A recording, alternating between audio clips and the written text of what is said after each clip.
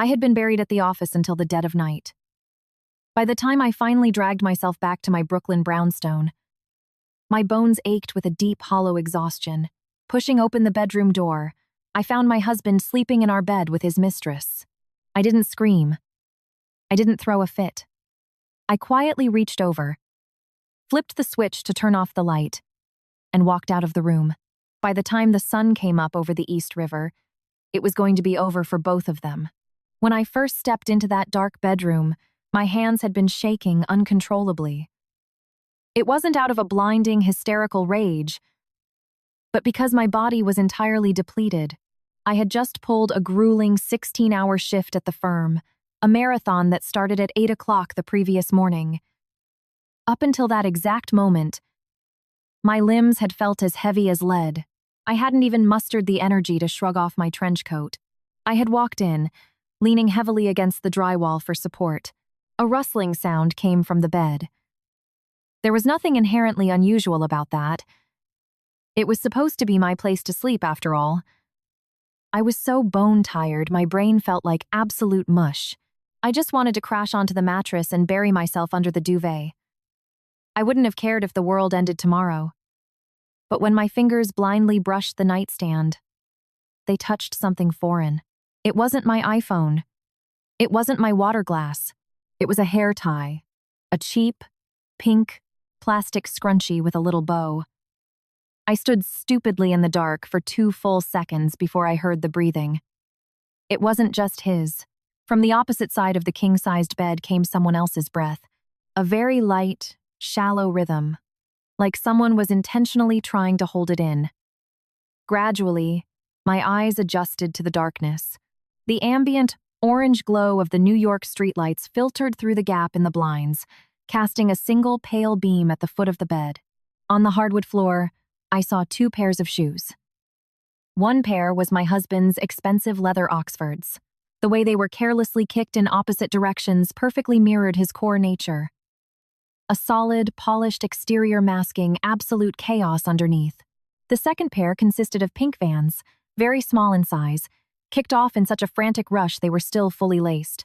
My heart didn't start racing, and the room didn't spin like it does in cheap daytime soap operas. On the contrary, my mind became startlingly, brutally clear, as if someone had dumped a bucket of ice water over my head. I didn't turn on the overhead light. I slowly pivoted on my heel, walked out, and quietly pulled the heavy mahogany door shut behind me. The metallic click of the deadbolt sounded piercingly sharp in the dead of the night. I stood in the hallway, leaning against the wall, and stared up at the ceiling. There was a faint water stain there. It had appeared last year when the roof leaked during a massive nor'easter. I had asked him 3 times to call a contractor. He'd say sure every single time, but never lifted a finger. Eventually, I had to drag out the stepladder myself and haphazardly patch the leak with waterproof tape. Suddenly, I let out a dry, humorless chuckle. Not because he had cheated on me, but because I was so incredibly pathetic. 3 years married to David Vance. 3 years living as the model daughter-in-law. Every morning, I rode the subway to the financial district to earn a living, and when I came home, I played the perfect hostess for his high society family and managed the household. I truly believed that if I tried hard enough, if I acted sensibly and carried the weight, I could hold this family together. And as a result, while I was buried in spreadsheets at the office until 3 a.m., he brought a 20-something intern into our bed. I took a deep breath. I didn't cry. Since childhood, I've never been a crier. My mom used to say I was made of iron, completely devoid of sentimentality. Walking down to the kitchen, I poured myself a tall glass of ice water from the fridge. The cold liquid burned my throat, hit my empty stomach, and chilled me from the inside out. I snapped entirely back to reality. Sitting on the living room sofa, I pulled out my phone and checked the time. 3:17 a.m. I scrolled through my contacts, found the name Nicholas Vance Sr., hesitated for exactly 3 seconds, and pressed call. After 4 rings, he picked up. His voice was incredibly sharp. It sounded like he hadn't been sleeping at all. "It's Anna, Nicholas." I'm sorry to call at such a late hour. My voice was so steady it felt completely alien to me. I need to speak with you. Do you have time this morning? I'd like you to come over to the house for a bit. A brief, heavy silence hung on the line. What time? Around 7. He needs to leave for work at 8, so I want to get this over with before he goes. What happened? I glanced toward the stairs. There wasn't a single sound coming from the second floor. They probably thought I was still at the office, or that I wasn't coming home at all. Or maybe they just didn't care. I'm having him sign a separation agreement. I'm filing for divorce. I want you here as a witness, Nicholas. Silence fell again. This time, it lasted longer. When my father-in-law finally spoke, his voice was low and hollow. Have you thought this through? Yes. My mind is made up. Nicholas, over these past 3 years, I have done everything I was supposed to do for the Vance family. I, Anna Sterling, owe no one anything, but David Vance is in my debt. He doesn't need to fall to his knees, cry, or apologize. He just needs to sign the paper. My father-in-law sighed heavily. I knew this man well.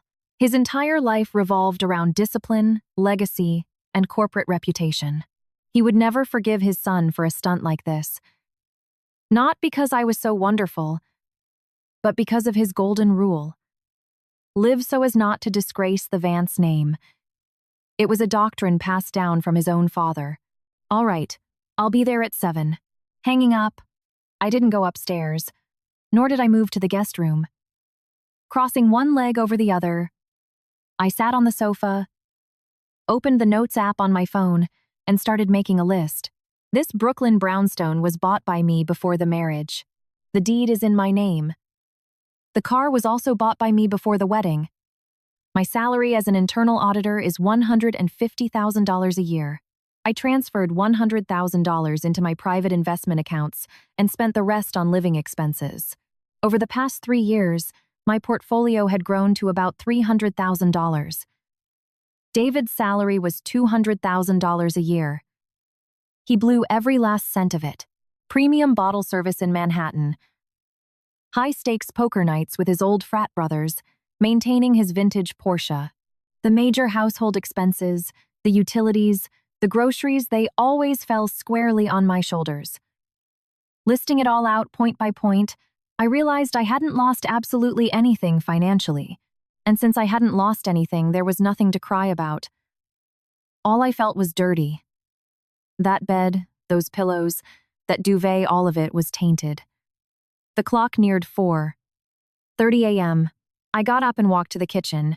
Opening the fridge, I found farm-fresh eggs, scallions, and yesterday's sourdough.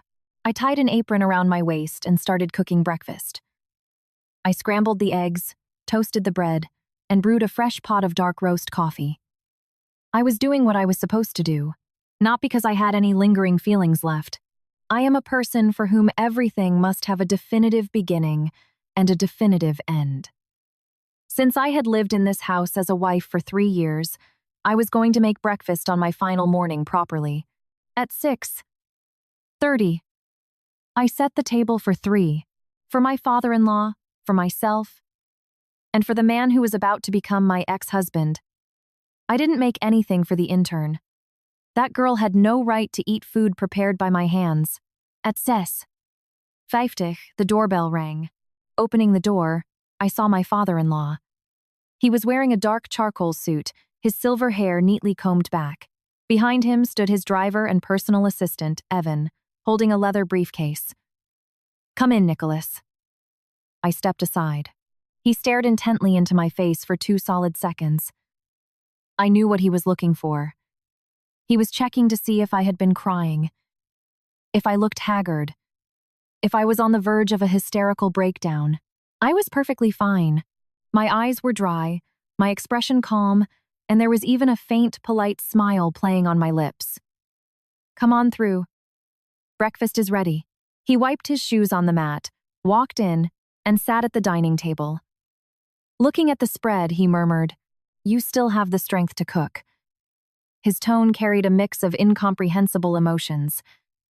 Maybe pity, maybe admiration, Even if the sky falls, people still need to eat breakfast. Go ahead, Nicholas.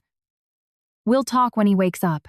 My father-in-law picked up his fork, took a bite of the eggs, and chewed slowly. Anna, what are your plans now? We are getting a divorce. I'm taking what's mine. And I won't touch a single cent of what isn't. I don't want the Vance family's assets, but no one is laying a finger on the money I earned. The deed to this house is in my name. I bought it. I pay the mortgage. This property is entirely separate from the Vance family. He nodded. After a brief silence, he said, his mother spoiled David since he was a boy. He lacked discipline. I thought that after getting married he would settle down, but Nicholas, I interrupted him gently, you don't need to defend him. He is 32, not 12. If a 32-year-old man can't control himself, it's not a lack of upbringing. It means he's just rotten on the inside. My father-in-law froze for a moment, and then a bitter smile crossed his face. You're right. Rotten. We ate in silence. I cleared the plates and poured him another cup of coffee. At 7:40, there was finally some noise from upstairs. Heavy footsteps. It was him. Then, the sound of running water. He was taking a shower. That was followed by the irritating hum of a hairdryer. He never took morning showers. He always showered at night. The only reason he was washing up now was because his body reeked of another woman. My stomach churned with nausea.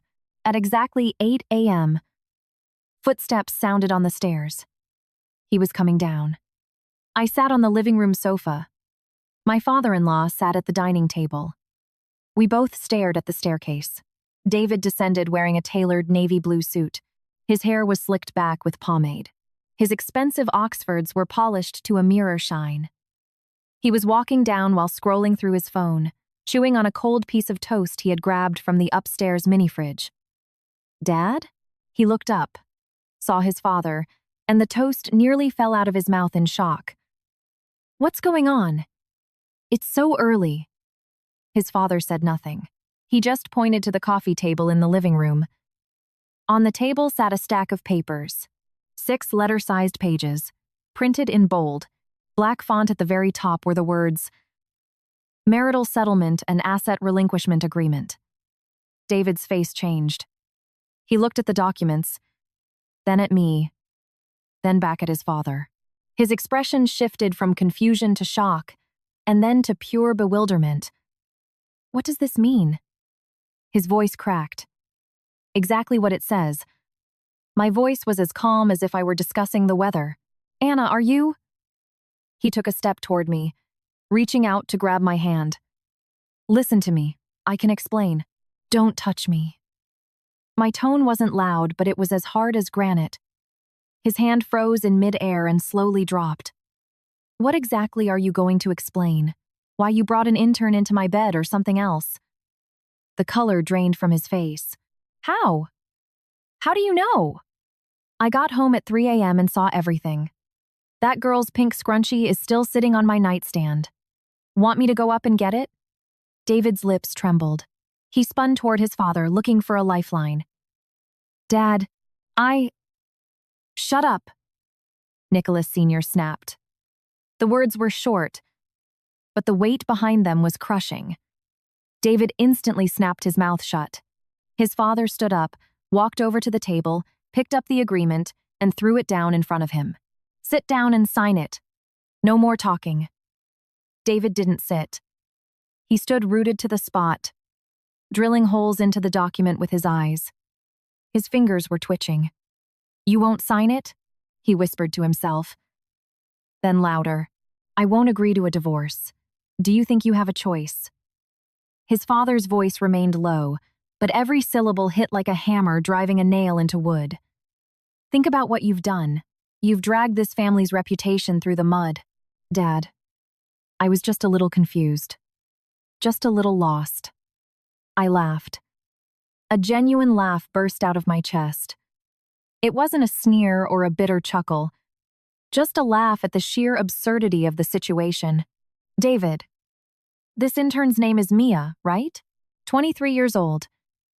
She's been working at the firm for 3 months. Last week, you told me you were staying late at the office, but you actually took her to that Michelin-starred place in Tribeca. The two of you racked up an $800 bill on my Amex. Last month, you said you were going on a 3-day business trip to Chicago, but you actually flew her out to Miami. A beachfront villa, room 42, with a king-sized bed. Should I keep going? David's face went pale, then white, then a sickly shade of gray. How do you know all of this? Do you think I work late every single night and have no idea what's going on at the company? I manage the internal audit department.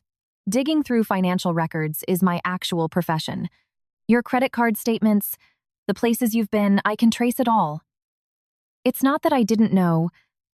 I was just waiting for you to stop on your own. I paused and took a deep breath. I waited 3 months. Not only did you not stop, it escalated. The living room became so quiet you could hear the ticking of the wall clock.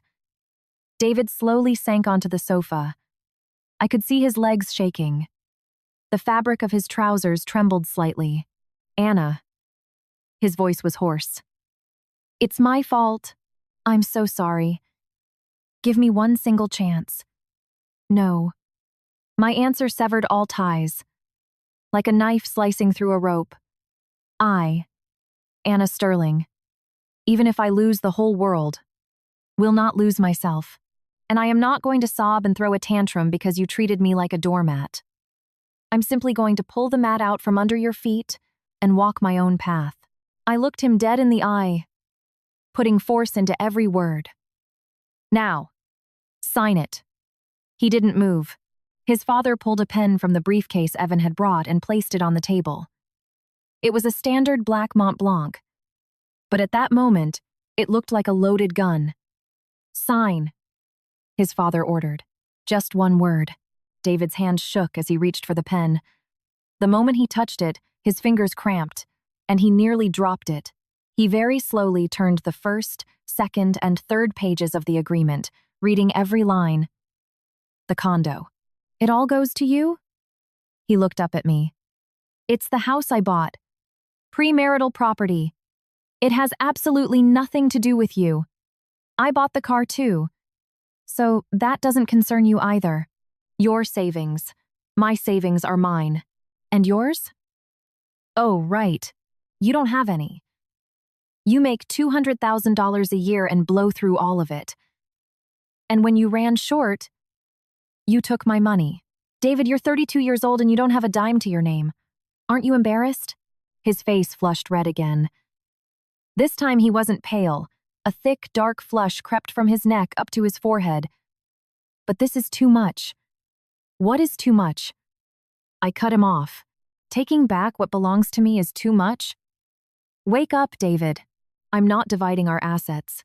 I am taking back mine. I don't want the Hamptons house your father bought. And I don't want the antique silver your mother gifted us. I don't want a single item belonging to your family, but I am not giving you a single red cent of the money I earned. Nicholas Sr. nodded beside us. He didn't say a word, but that nod validated everything. David looked at me, then back at his father. He licked his lips, wanted to say something, but just swallowed hard. He lowered his head and flipped to the last page. There was a line for his signature. His hand hovered over the paper, the pen trembling. Sign, his father repeated, a little louder this time. David gritted his teeth and pressed the pen to the paper. He scrawled his signature. Because of the shaking, the letters came out jagged. He paused for a second, then printed his full name beneath it. David Nicholas Vance. The dark ink looked especially stark against the bright white paper. When he finished writing, his eyes were red. I didn't flinch. The reward for my softness over the past 3 years was him sleeping with another woman in my bed. In his eyes, my kindness probably looked like weakness. From today onward, I am Anna Sterling. I will never show weakness to anyone again. Putting down the pen, he seemed drained of all energy and slouched into the sofa. His tailored suit wrinkled. His tie slipped to the side. His hair had lost its pristine shine. The pomade had melted with his nervous sweat, and a few strands clung to his forehead. I picked up the agreement, checked the signature and date, confirmed everything was legally sound, and slipped it into my tote bag. Done. I patted the bag. From today on, you live your life, and I live mine. Since this is my apartment, pack your things today and get out. I'll pack your suitcases and leave them by the door if I have to. If you aren't gone by tonight, I'll hire movers and deduct the invoice from your paycheck next month. Oh, and don't worry about alimony. You don't have the cash for it anyway. I expect nothing from you. So don't ever look for me again. I turned to my father-in-law. Nicholas, thank you for everything. I will always remember how kind you were to me. If anything happens in the future, call me anytime. He stood up, walked over, reached out, and patted my shoulder. Anna, our family failed you. No one failed anyone. Our paths simply diverged. I poured the leftover cold coffee from my mug into the kitchen sink, rinsed it thoroughly, and placed it on the drying rack. Then I took my apartment keys off the shared key ring and placed his set on the console table in the entryway. The keys are here. I've paid the utilities through the end of the month. Starting next month, you're on your own. I opened the front door and stepped out. As the door clicked shut behind me, I heard a muffled thud from inside, like someone slamming a fist onto a table. Then came the furious shout of my father-in-law. Though the heavy wood muffled the exact words, I stood in the hallway and looked at the morning sunlight streaming through the window at the end of the hall. It was 9 a.m. The sun was already high in the sky. The light warmed my face. I took a deep breath. The air smelled of morning coffee, breakfast food, and life itself. I touched my face. There were no traces of tears. My eyes and my heart were bone dry. It wasn't that I wasn't sad. I had just buried the grief deep down. What would crying change? Who would I be showing my tears to? In this world, tears won't protect me. Only I can protect myself. I pulled out my phone and called my mom. Mom, I'm getting a divorce today. A 3-second silence hung on the line. Did you eat breakfast? She asked. Yeah, I ate. Good. Come over for lunch. I'm making a pot roast. Okay, I hung up and stepped into the elevator. As the doors slid shut, I looked at my reflection in the mirrored panels. 30-year-old Anna Sterling wasn't crying, screaming, or throwing a fit. She just calmly looked at herself in the mirror and allowed the corners of her mouth to lift slightly. The elevator reached the lobby. The doors opened. I walked out into the crisp morning air of New York City, heading straight into the sun. My phone buzzed. An iMessage from Ollie, my colleague in the finance department. Anna, I fixed yesterday's report and emailed it to you. You stayed so late. Take it easy today. I replied, received. Thank you. Then I opened my email app and started reviewing the data. Life goes on. You have to work, earn money, and just live day by day. Except, starting today, I am no longer the Vance family's daughter-in-law. I am just Anna Sterling. I arrived at the office at 10 a.m. Technically, I should have taken a personal day. After going through a major life event like a divorce, it's completely logical to take a day or two off to process. But I'm not the type who can sit idle. When I have nothing to do, useless thoughts creep into my head. It's better to work. At least when I'm buried in spreadsheets and numbers, my mind finds peace. Our company, Vance Holdings, was headquartered in one of the sleek glass skyscrapers in the financial district.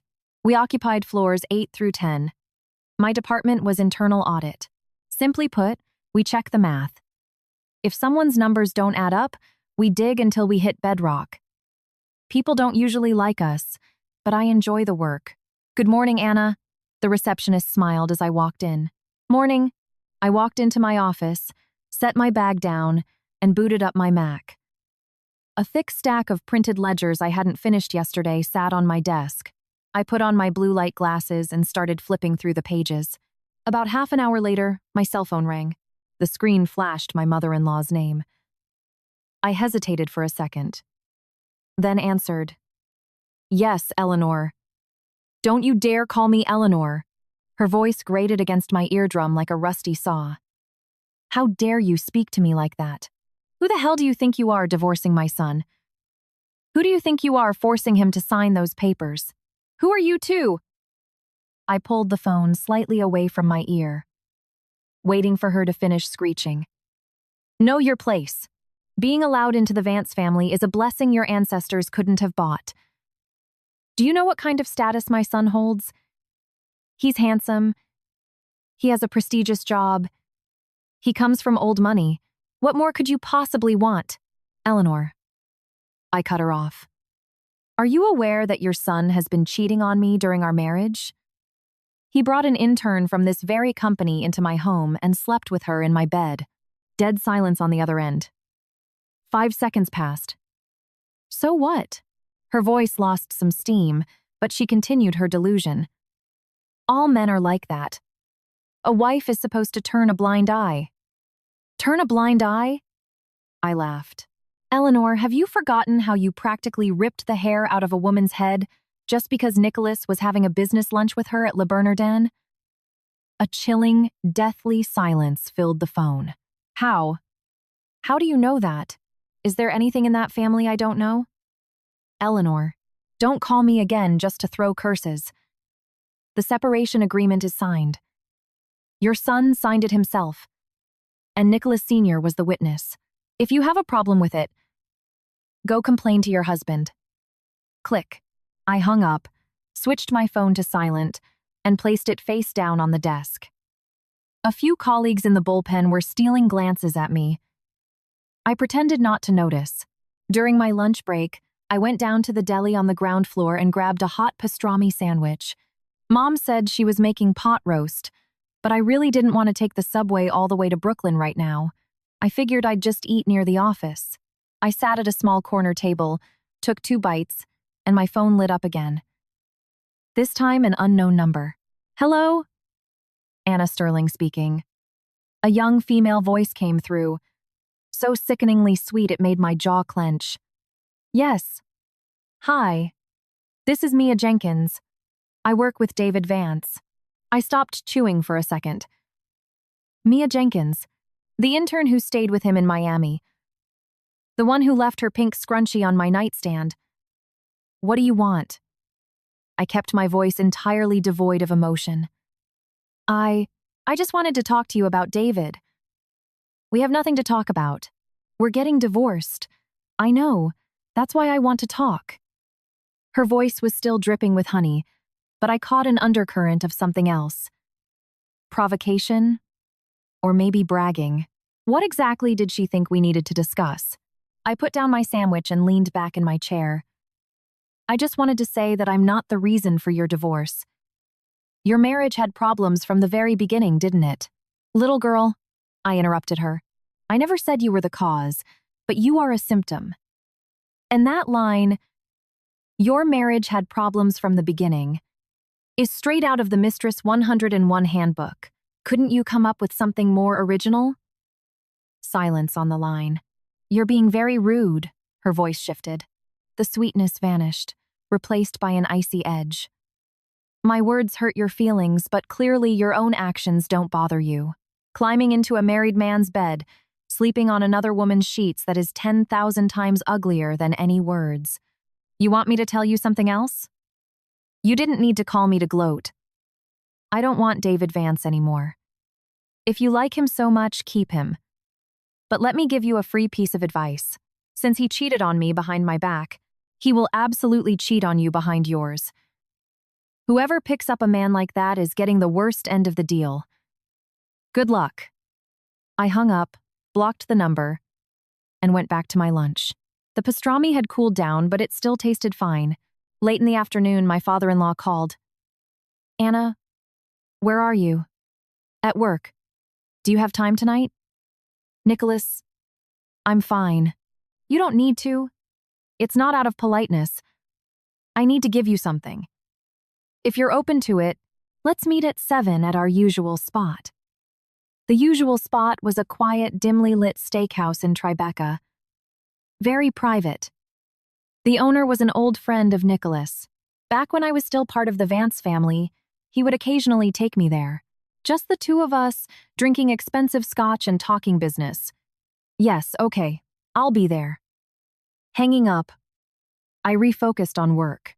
By the end of the day, I had audited 3 massive reports, found 2 discrepancies, flagged them, and sent them back to the respective departments. At 6:30, I packed my bag and left the building. By the time I stepped out, night had already fallen. November in New York is biting. I pulled the collar of my trench coat tighter against the wind coming off the East River. When I arrived at the restaurant, Nicholas was already seated in the back booth. He had changed. A charcoal suit and a navy tie gave him an incredibly commanding presence. Sit. He gestured to the leather booth opposite him. As soon as I sat down, the owner himself walked over and poured us water. We just flew in some fantastic Maine lobster today. Care to try? Excellent. Bring it out. The usual sides, Nicholas said. The owner nodded and vanished toward the kitchen. Nicholas picked up his glass, took a sip, stayed quiet for a moment, and began. Anna, I didn't ask you here just for dinner. We need to talk. About what? He reached into his breast pocket, pulled out a thick manila envelope, placed it on the table, and slid it toward me. Take a look. I opened the envelope. Inside was a stack of legal documents. I pulled them out and saw a stock transfer certificate and a contract. Transfer of 15% equity in Vance Holdings to Anna Sterling. I looked up at him. Nicholas, what is this? Compensation. Our family owes you a massive debt. I can't accept this. I shoved the papers back into the envelope and pushed it across the table. I told you, I won't take a single dime of the Vance family's assets. This isn't family property. It's my personal equity. I don't understand. Nicholas sighed, put down his glass, and looked at me. Anna, do you know why I gave David my blessing to marry you in the first place? Because you thought I was capable, obedient, and wouldn't cause trouble. Because you reminded me of someone. Who? He paused, a look of distant nostalgia crossing his features. 40 years ago, there was a woman working in the audit department. Just like you. She always worked late, was incredibly sharp, smart, and fiercely stubborn. She married into a wealthy family and spent several years living as the perfect wife, and then her husband took a mistress. I listened in silence. That woman didn't cry and didn't scream. One morning, she simply left the divorce papers on her husband's pillow and walked out, taking absolutely nothing. Empty-handed. Nicholas looked me dead in the eyes, emphasizing every word. That woman was my wife, and she is David's real mother. I was stunned. David's real mother? I had never heard this story. In my 3 years with the Vances, all I knew was that Eleanor was his second wife. No one ever mentioned the first. Her name was Kate. Kate Vance. When she left us, David was only 3. She asked for nothing. Not even custody. She said she wanted 0 ties to our family, severed all communication, and left. What happened to her? She moved alone to Cleveland. Worked as a bookkeeper for a small manufacturing firm for 20 years and retired. 5 years ago, she passed away. Cancer. By the time they caught it, it was terminal. When she was dying, there was no one beside her. Nicholas's eyes reddened. It was the first time I had ever seen this titan of industry with tears in his eyes. Before she died, she called me. She told me her biggest regret in life wasn't marrying into our family, but leaving with nothing, that she should have taken her rightful share. And she wasn't saying it for the money. She was saying it for her pride. She regretted it her whole life. She was so proud, so stubborn. She thought she could shoulder the burden all by herself. But in the end, she suffered her entire life and died alone. He pulled the equity contract out of the envelope and flipped to the signature page. I drafted this 15% share transfer 20 years ago. Originally, I wanted to give it to Kate, but by then she was already too sick, and I never had the chance to tell her. Time kept slipping away until she was gone, and these shares just sat in my vault. I realized I can't just let them rot. I have to give them to someone who deserves them. He pushed the contract back toward me. Anna, you don't just remind me of her. You are a mirror image, just as stubborn, just as capable, bearing every insult but refusing to cry, carrying the weight of the world on your shoulders. This morning, when you sat on that sofa and calmly said, "Even if the sky falls, people still need to eat breakfast," I saw Kate. She was exactly like that. The deeper she hurt, the calmer she became. I looked down at the contract. The black letters on the white paper were blindingly clear. I can't accept this. My voice wasn't as firm as before. Hear me out. I'm not handing over 15% of Vance Holdings for nothing. There is a condition. What condition? I want you to stay at Vance Holdings. Not as a daughter-in-law, but as our chief financial officer. I jerked my head up and looked at him. Our current CFO, Mr. Elias, is retiring next month. The seat will be empty. I want you in it. Nicholas, I'm only 30. Age isn't the issue. Competence is. In the 3 years you've worked at the firm, I've watched your skills. Whose ever books you audited, you showed zero leniency, regardless of their title. You were the one who uncovered the kickbacks from the VP of Sales last year. Who else is qualified to be CFO but someone like you? I hesitated. But I just divorced David. So what? You divorced him, not the company. Your value at Vance Holdings has absolutely nothing to do with whose wife you are. You, Anna Sterling, are simply Anna Sterling, not someone's accessory. His words pierced my chest like a needle. For 3 years in the Vance family, I thought the betrayal of my husband was what wounded me the most. But in that booth, I realized my deepest wound was living in everyone's eyes as merely the daughter-in-law, and never as Anna. I'll think about it. Good. Take your time. Elias still has a month left. The waiters began bringing out the food. Lobster, oysters, prime rib, one plate after another.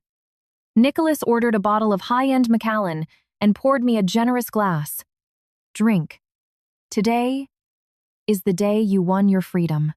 That's worth celebrating. I raised the glass and clinked it against his. The scotch burned my throat, but beneath the fire there was a subtle, rich sweetness. Nicholas, I set the glass down. I want to ask you something. Ask. The current Mrs. Vance. Eleanor. Does she know about Kate? Nicholas stayed quiet for a long moment before answering. She knows. She knew from the very beginning. That's why she was never kind to David. She probably realized that Kate always lived in my heart, and I could never forget her. Because of that, David grew up without love. No, rather. Nicholas sighed. It's my fault. When his biological mother left, he was only 3. He didn't understand anything. When I married Eleanor, she treated David neither well nor poorly, just with total detachment, like a house guest. David felt that distance his whole life, and it warped his character. He grew up unstable, desperate for validation, but having no idea how to earn it. He threw money around trying to fill the void inside. He sought out women on the side because he wanted to feel admired, to feel like someone actually needed him. Are you making excuses for him? No. Nicholas shook his head. I am stating the cause. A reason is never an excuse. The vile thing he did remains a vile thing. I just wanted you to know. He wasn't born a scumbag. He is just a boy who was severely underloved. I fell silent. I remembered David holding me while completely drunk, pleading, Anna, please don't leave, how he always lowered his head around his stepmother. how he broke his back trying to earn recognition at the company but constantly failed. But that still doesn't give him the right to cheat, I said firmly. Nicholas, I understand him, but I do not forgive him. Understanding and forgiveness are two entirely different things. I know. And I'm not forcing you to forgive him. I just wanted to show you that there are no absolute villains in this mess. We all make mistakes and hurt others because we're flawed human beings. What matters is what we do after we cause the pain. I picked up my glass and took another sip. Nicholas, thank you for this conversation. Don't mention it. You're a good girl, Anna. Whether you remain in this family or not, I will always view you as a daughter. I drank quite a bit that night, not to drown my sorrows in alcohol, but to genuinely celebrate the exit from a rotting marriage, the return to myself, to Anna Sterling. After 10 p.m., I caught an Uber home. This brownstone was mine, not the Vance family's, not anyone else's. Every brick, every tile, paid for with money I had earned. Unlocking the door, I saw the entryway light was on. I had left it on when I rushed out. The living room was quiet. The throw blanket I had neatly folded that morning still sat on the sofa. I opened the bedroom door. The sheets had been changed. I had stripped the bed before leaving for work, putting on a light gray, 100% cotton set. Clean, fresh, and perfectly tucked. I had taken the sheets and duvet cover that the other woman had slept on, shoved them into a trash bag and tossed them in the dumpster down the street. I lay down on my bed, breathed in the scent of fresh laundry detergent, and closed my eyes. My phone buzzed. This time, an iMessage. The contact wasn't saved, but I knew the number by heart. David Vance. Anna, forgive me. I am so sorry. I glanced at the screen and didn't reply. I set the phone on the nightstand and turned my back to it. Moonlight spilled through the gap in the blinds, exactly as it had yesterday. But tonight, I was alone in this bed. A clean bed. A clean me. A clean tomorrow. I quickly fell asleep. The next morning, as I walked up to the glass entrance of Vance Holdings, I saw someone lingering by the revolving doors. Mia Jenkins. I had never actually met her face to face, but I recognized her instantly. 23, long hair, big eyes, wearing a pink sweater, a white skirt, and those same white Vans. She really did look like a delicate doll, the kind that triggers a man's protective instincts. But I knew exactly what lurked beneath that porcelain exterior. Miss Sterling, she called out when she spotted me. Her voice was just as sugary as it was on the phone yesterday. What did you call me? I stopped and stared her down. First of all, to call me by my name like that implies we're close. We are not. Second, why are you waiting for me outside my office? She flushed slightly, but quickly composed herself. This girl wasn't the type to be scared off by a few sharp words. If she had the nerve to climb into a married man's bed, she had plenty of audacity. I wanted to apologize. I'm sorry I was so rude to you on the phone yesterday. She lowered her head. Her voice grew soft and timid. Apology accepted. Anything else? She looked up, her eyes welling with tears. Miss Sterling, could you please help me? With what? David. Mr. Vance fired me. I was taken aback for a split second, and then I laughed. He fired you? She nodded. Tears rolled down her cheeks. Last night, he texted me and told me never to come back to the office. He said he would tell HR I resigned for personal reasons and ordered me never to contact him again. I leaned against the brass doorframe and watched her cry. Honestly, I didn't feel a shred of sympathy, but I wasn't going to gloat either. And what does this have to do with me? You're the head of internal audit. Please, could you put in a good word for me? Little girl, I said. First, I divorced him. His business is no longer my business. Second, when you slept with that man, you should have anticipated this day would come. Third, you getting fired isn't my fault. He got scared. He realized that keeping you at the company would make you a liability, so he cut his losses to protect himself. Coming to me is useless. What? Did you think he loved you? That he was going to divorce me? And marry you? She couldn't utter a word, just stood there sobbing. Let me explain something to you. David Vance loves no one. Not me, not you. He needs a wife or a mistress to make him feel incredibly important. You fed his ego, so he wanted you. I pressured him to be better, so he discarded me. But the second he stops feeling like a king around you, he'll discard you too. You're lying. She looked up, her eyes rimmed with red. He told me he loved me. He told me he loved me over 100 times. I replied calmly. When I came home after midnight and cooked him dinner, when he got blackout drunk and threw up on the floor, and I cleaned it up. When he bought a designer bag with my credit card to give to his mother, passing it off as his own gift. For 3 years, he swore he loved me. And the result? Mia stared at me, dumbfounded. The result is he brought you into my bed. How much do you think his "I love you" is really worth? Her mouth opened, but no sound came out. Go home. You're young. You're 23. Let this be a lesson. Next time you pick a man, keep your eyes open. Don't mess with married men. And definitely don't mess with men who don't have a dime of their own. I pushed open the heavy glass door and stepped into the lobby. After a few steps, I paused and looked back over my shoulder.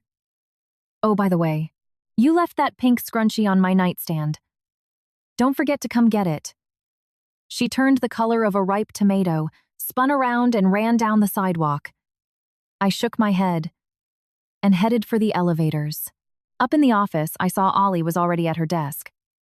Seeing me, she scurried over with a conspiratorial look. Anna, that girl standing outside, was that Mia Jenkins? You know her? Yeah. The intern from sales. She's pretty, but her reputation is trash, Ollie whispered. Rumor has it she's hooked up with a few guys in the office. Is that so?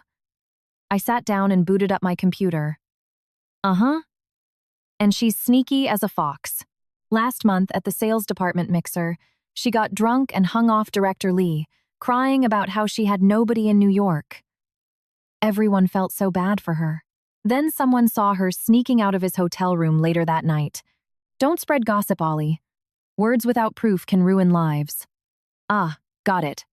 Ollie shrank back. Sorry. I didn't say anything more and dove into my spreadsheets. At lunch, I went downstairs to grab a salad. Just as I exited the building, I saw a black Cadillac Escalade idling at the curb. The tinted window rolled down. My mother-in-law. No. From now on, she was just Eleanor. I had no ties to the Vance family, so she wasn't my mother-in-law anymore. Get in, she commanded, her tone brokering no argument. What do you want? I stood my ground on the sidewalk. We need to talk. If you have something to say it here. I have to get back to work. She ground her teeth, threw open the heavy door, and stepped out. Today, she was in a tailored Chanel suit, her hair perfectly blown out, a strand of Mikimoto pearls around her neck. She radiated old-money sophistication, but her face was twisted in malice. Anna Sterling, what exactly are you trying to pull? She marched up to me, practically shoving her manicured finger into my nose. I don't understand what you mean. Don't play dumb. Her voice grated like glass scratching glass. Divorcing my son, scheming to get 15% of the shares, maneuvering to stay at the company as the CFO. Who the hell do you think you are? Do you think you can just do whatever you please? I froze for a split second. The conversation about the shares was exclusively between me and Nicholas. How did she find out? That old fool, she sneered. Reading my mind. Got drunk last night, came home, threw up and spilled everything. Said he's giving you 15% of the firm and the CFO chair. I am absolutely against it. That is Vance family property. Why should we hand it over to an outsider? Eleanor. I replied evenly. The decision regarding the shares is entirely up to Nicholas Sr. I didn't ask for them. If you have objections, take them up with him. Don't come harassing me. Drop the innocent act. She took another step forward, her finger inches from my eye. Listen to me, Sterling. Don't think that just because you've sunk your claws into that old man, you can secure a spot in this empire. Vance family business doesn't concern you. I have no intention of meddling in your family business. I'm just doing my job. As for the shares, if you think it's unfair, sue him. But until then, please refrain from throwing tantrums outside my office building. It's bad for the company's image. She paused, then her rage flared hotter. Are you threatening me? I'm informing you. We are standing outside corporate headquarters. Your colleagues and clients walk past here every minute. If someone films you screaming, rumors will fly. And that's bad for everyone's bottom line. She glanced around. Sure enough, several employees walking by were shooting us curious looks. Her expression hardened, and she dropped her voice to a venomous whisper. Remember this. I won't let this go. She spun on her heel, climbed back into the Escalade, and slammed the door. The massive SUV roared away, leaving a puff of exhaust in its wake. I stood there for a moment, let out a heavy sigh, grabbed my lunch, and went back to work. After 3 p.m., Nicholas called. Anna, they tell me my wife paid you a visit. What did she say? Nothing specific. Just promised she wouldn't let this go. Nicholas let out a heavy sigh. Anna, I apologize. I couldn't keep her contained. Nicholas, it's not your fault. But I have to ask, did you discuss the equity transfer with Eleanor before telling me? Silence on the line. No. That is my personal asset. The shares are in my name, and I have the right to dispose of them as I see fit. I don't need to consult anyone, but Eleanor is your wife. Anna, there are things you don't know. He interrupted. There has been zero affection between my current wife and me for a very long time. We are essentially roommates. She wants my money. I needed a woman to run the social side of the household. That's it. All these years, she hasn't been kind to my son or to me. I only tolerated it to avoid a public scandal. But my patience has finally run dry. His voice betrayed an exhaustion I had never noticed before. Nicholas. Anna, you have nothing to worry about. This old man still has fight left in him. I just want to tell you, whatever happens, do what you have to do. Don't back down just because she showed up to bark at you. If you back down, you're not the Anna Sterling I know. Understood. Hanging up, I leaned back in my ergonomic chair and stared out the window. The New York sky was overcast. An oppressive gray ceiling without a hint of sun. Ollie brought me a fresh cup of coffee and set it on my desk. Anna, you look pale. Drink some coffee. Thanks. I took a sip. Black, no sugar, no milk. Just the way I like my Americanos. Anna. Ollie pulled up a chair and asked carefully, did something happen? You don't have to tell me, but if you need help, just say the word. Looking at this girl, who was 6 years my junior, I felt a spark of warmth. Everything is fine. Just some minor family drama. Once I sort it out, it'll be fine. She nodded and didn't push. That was why I liked Ollie. She always knew when to be quiet. At 6:30, I packed up and was about to head out. My desk phone rang. Internal extension? No, an outside line. I answered. Anna Sterling. A male voice came through low, gravelly, with a thick New York accent. Yeah. Who is this? You called me. Who is this? You don't need to know who I am. I'm calling to give you a piece of advice. Stay away from the Vance family. Don't take what doesn't belong to you. And don't stick your nose where it doesn't belong, or you're gonna regret it. And the mess won't be easy to clean up. I stayed silent for 2 seconds. Are you threatening me? It ain't a threat, sweetheart. It's advice. If a divorced broad in this city wants to live a quiet life, she ought to listen to good advice. Thanks for the advice. I'll give you some of my own. Harassment and extortion are federal crimes. This call is being recorded, and if you dial this number again, I will immediately contact the FBI. The line went dead. I checked the caller ID. Unknown number. I hadn't recorded anything. I only said it to scare him. Whether he bought it or not, I had no idea. I took a deep breath, saved the number under threat, grabbed my coat, and left the building. When I hit the ground floor, it was already pitch black. November evenings in Manhattan fall early. By 6 p.m., the streetlights were on, bathing the sidewalks in an orange glow. After walking a few blocks toward the subway, I felt a prickle on the back of my neck. Someone was following me. Without turning around, I picked up my pace. The footsteps behind me sped up. I ducked into a narrow side street to cut across to a different subway entrance. It was a route I knew well. The street was poorly lit, flanked by towering brick facades plastered with faded concert flyers. The follower turned down the street after me. I stopped and spun around. A man in a black hoodie and a blue surgical mask. I couldn't see his face. About 5'9", wiry but solidly built. "What do you want?" My voice was calm, but my hands were shaking inside my coat pockets. The man said nothing. He just stared at me. "Are you aware there are cameras here?" I pointed up. "Right at the intersection. NYPD city cameras. Everything you do right now is being recorded."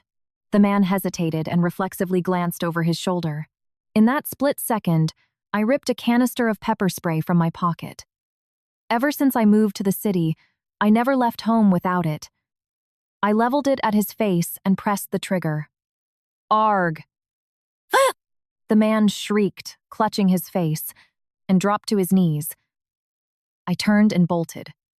I sprinted out of the alley, onto the brightly lit avenue, and threw myself through the automatic doors of a 2-4-hour CVS pharmacy. The store was glaringly bright. A few customers were browsing the aisles. I leaned heavily against a magazine rack, gasping for air.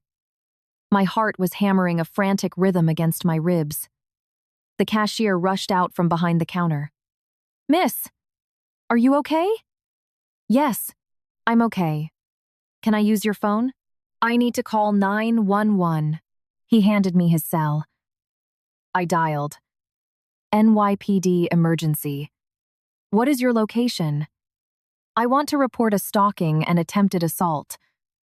A man just followed me. Earlier today, I received threatening phone calls. I gave her my location and a description. The dispatcher told me to stay put." 10 minutes later, a squad car pulled up. 2 officers came in, one older veteran, one rookie. They took my statement. "Miss Sterling, have you crossed anyone recently?" the older cop asked. I paused. "I finalized a divorce settlement yesterday. This afternoon, my former mother-in-law came to my office and threatened me. This evening, I got a threatening phone call, and then this man followed me." The cops exchanged a look. "Do you have any proof?" "The caller's number is logged in my phone." I remember exactly what he said. And the man in the alley should have a face full of pepper spray. I blasted him point blank. The officer noted it down, gave me a card with a report number, and told me a detective would follow up. He advised me to be careful and take cabs for the next few days. I thanked them and stepped out of the CVS. The street was clear. The stalker was long gone. I hailed a yellow cab and went straight home. Once inside my apartment, I double-checked the deadbolts and window latches, then jammed a chair under the front doorknob for good measure. I curled up on the sofa, hugging a throw pillow. My hands were still shaking. Not from fear, but from rage. Anna Sterling. Hate nothing more in this world than being treated unjustly. When I was a kid, a neighborhood boy bullied my little brother. I chased him 3 blocks with a baseball bat. In high school, when a rich girl mocked my thrift store clothes, I silently slammed my perfect SAT scores on her desk and told her, "Let's see whose future looks brighter. I'm not afraid of anyone, but that doesn't mean I don't feel fear. I just swallow it." My phone pinged. An iMessage from Ollie. "Anna, don't forget the executive meeting is moved to 9 a.m. tomorrow." I replied, "Got it." Then added, "Thanks, Ollie." "For what?" "For the coffee today." "Oh, stop it, Anna. Go to sleep. See you tomorrow." "See you." I put down the phone and headed for the shower. The scalding water washed away the grit and tension of the day. I closed my eyes, letting the water stream down my face, feeling like I was scrubbing my entire life clean. Drying off, I threw on my pajamas and climbed into bed. I grabbed my phone and opened my text thread with David. His message, "Forgive me," was still marked unread. I typed out a reply, deleted it, typed again, deleted again. Finally, I wrote, "Your mother came to harass me today. Tonight, a man stalked me in an alley. Do you know anything about this?" I hit send and stared at the screen. Read receipt. Read 11:42 p.m. But no typing bubble appeared. 5 minutes passed. 10, 20, nothing. I tossed the phone onto the nightstand and turned to face the wall. Right. What was I expecting? The moonlight still crept through the blinds. I squeezed my eyes shut and forced my brain to shut down. Tomorrow is a big meeting. Life has to keep moving. For the entire next week, I operated like clockwork. Work, home, sleep, a precise machine without a single glitch. But that threatening phone call and the stalker festered in me like a splinter. I hadn't heard back from the NYPD. They said a detective would look into it, but nobody called. I didn't blame them. In a city like New York, where real violent crimes happen every hour, my case where technically nothing physical occurred was bottom of the pile. I tried to investigate myself. I ran a reverse lookup on the number. It was a burner phone. A prepaid SIM card bought at some corner bodega, paid in cash. Untraceable. As for the man in the alley, I went back in the daylight and confirmed the NYPD camera was exactly where I thought. I spoke to the super of a nearby building, and he let me see their security footage. The guy was wearing a pulled-down baseball cap and a mask. Unidentifiable. He followed me, got a face full of mace, stumbled out of the frame clutching his eyes and vanished. Dead end.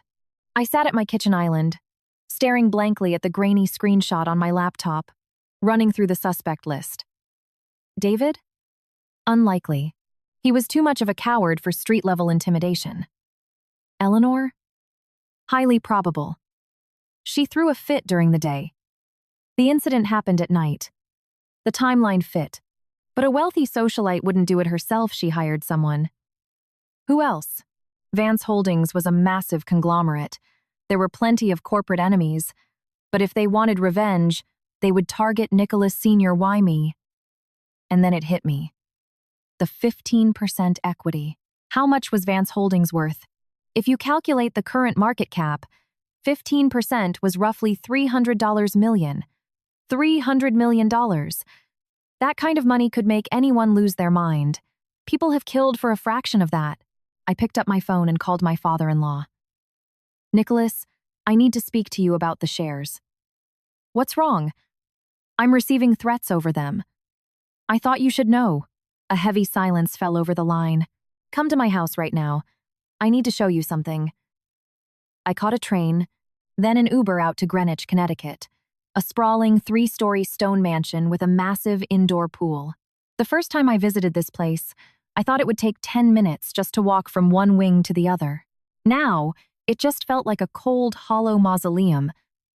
The housekeeper opened the door and murmured, "Mr. Vance is waiting for you in his study." I climbed the grand staircase and pushed open the heavy oak doors. Nicholas sat behind a massive mahogany desk. A thick binder of legal documents lay in front of him. He looked haggard, like he hadn't slept in days. Sit. He pointed to the leather chair opposite him. When I sat, he slid a document across the desk. Look. I picked it up. It was a summons from a New York State Supreme Court. Who is suing you? Nicholas nodded grimly. My wife. She claims I unlawfully disposed of marital assets and is demanding the court invalidate the transfer of those shares to you. I was stunned. Marital assets? Aren't those shares your separate premarital property? Under New York law, the appreciation in value of premarital assets during the marriage can be considered marital property if she contributed to it even indirectly. Nicholas laughed bitterly. I owned Vance Holdings long before I married her. But the company's valuation has skyrocketed over the years. She is claiming rights to that appreciation. How much money are we talking about? At current valuation, roughly $120 million is what she's aiming for. I gasped.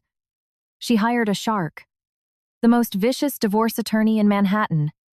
It looks like she's dead set on a legal bloodbath.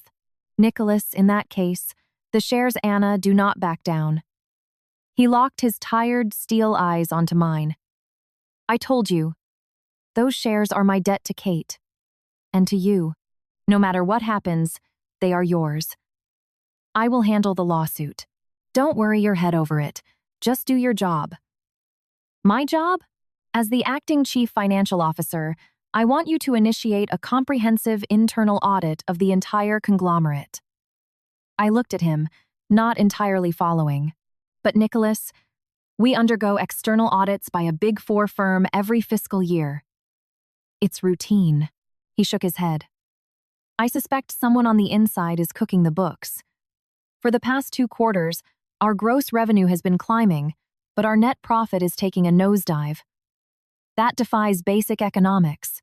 Elias blames market volatility and inflation, but I don't buy it. You think someone is falsifying the financials? I don't think. I know. Nicholas pulled a silver flash drive from his drawer and set it on the desk. These are the raw data dumps from the last 6 months. Take it. I don't need a CFO who just rubber stamps paperwork. I need a bloodhound who can hunt down the rot. And that bloodhound is you. I wrapped my fingers around the cold metal of the drive. Nicholas, if I truly find irregularities, who exactly is going to fall in the crosshairs? He went quiet. Many. My wife, her extended family, and possibly some of the legacy board members. Are you truly prepared to go that far? Absolutely. My father built this company from the ground up. I've steered this ship for 40 years. I will not let a bunch of parasites bleed it dry.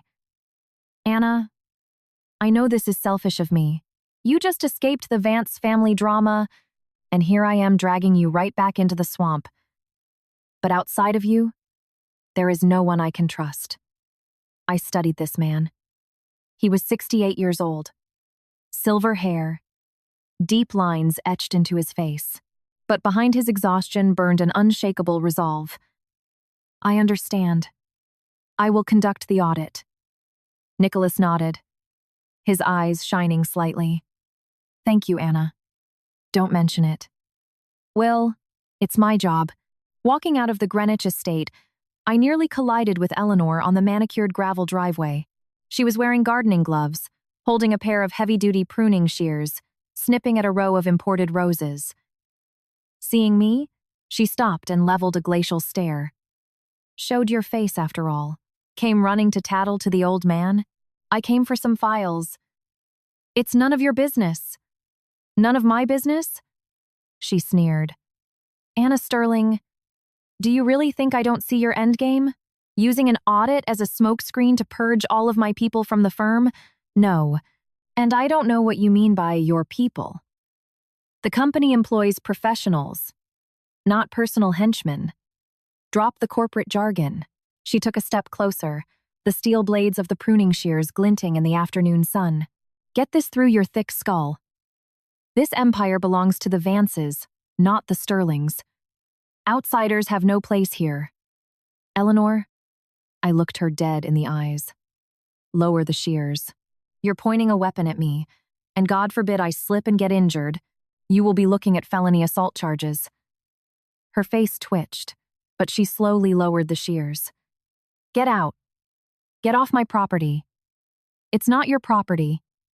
The deed is in David's name. Legally speaking, you're just a house guest here, too. She flushed crimson, opening her mouth to scream. But I didn't stick around to listen. I turned my back and walked straight to my Uber. Glancing back from the gate, she was still standing there, shears in hand, glaring daggers at my retreating back. Framed by the late afternoon sun, her face looked rigid and cold, like a stone gargoyle. Not a drop of warmth emanated from her. Back in my Brooklyn apartment, I plugged the flash drive into my Mac and opened the master financial ledgers. Nicholas was right. The numbers were glaringly off. Over the past 6 months, Vance Holdings' gross revenue had increased by 15%, yet net profit had plunged by 12%. It meant the company was generating more cash, but the actual money kept was shrinking. Where was the bleed? I opened the itemized expense reports and started picking them apart line by line. Procurement costs had surged by 20%. Raw material prices fluctuate. Sure, that's logical. But the problem was that the global market index for our primary raw materials had only increased by 8%. A 20% spike in our costs was an astronomical discrepancy. I extracted the vendor data from the procurement department and cross-referenced every single supplier. I found the anomaly. For the past 2 quarters, our largest supplier had quietly shifted to an LLC called Apex Logistics and Supply. This single firm was providing 40% of all our raw materials, but at prices 15% above market rate. I ran a background check on Apex. Registered in New Jersey. Capitalization: $500,000. Incorporated exactly 18 months ago. CEO: Sarah Jenkins. Vance. Wait. No. Sarah Jenkins. Sarah Vance Jenkins. That name rang a bell. I dug through my memory. Eleanor's maiden name was Jenkins. She had a younger brother, William Jenkins. His wife was Sarah. I leaned back in my chair and stared at Sarah Jenkins' name glowing on the monitor for a long time. So, that was it. Eleanor was using her sister-in-law's shell company to sell raw materials to Vance Holdings at a hyperinflated markup. The 15% skim was being funneled straight into Eleanor's offshore pockets. That was the gaping hole causing the profit plunge. But this was just the tip of the iceberg.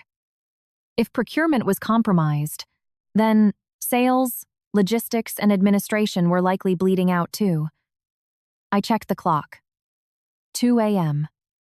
Rubbing my burning eyes, I poured another coffee and kept digging. For the next 3 days, I slept 4 hours a night, pouring every ounce of my sanity into the audit. The violations piled up like a car crash. In the sales department, I found a massive, uncollected accounts receivable that had been sitting in default for 6 months. The debtor: Progressive International, a holding company registered in the Cayman Islands. I traced the beneficiary.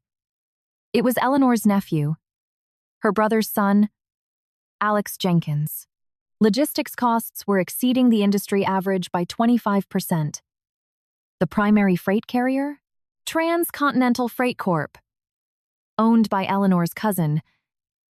Even the administrative overhead was corrupted. Office supplies and basic IT infrastructure were being purchased at double the retail price from a boutique vendor owned by Eleanor's country club golf partner.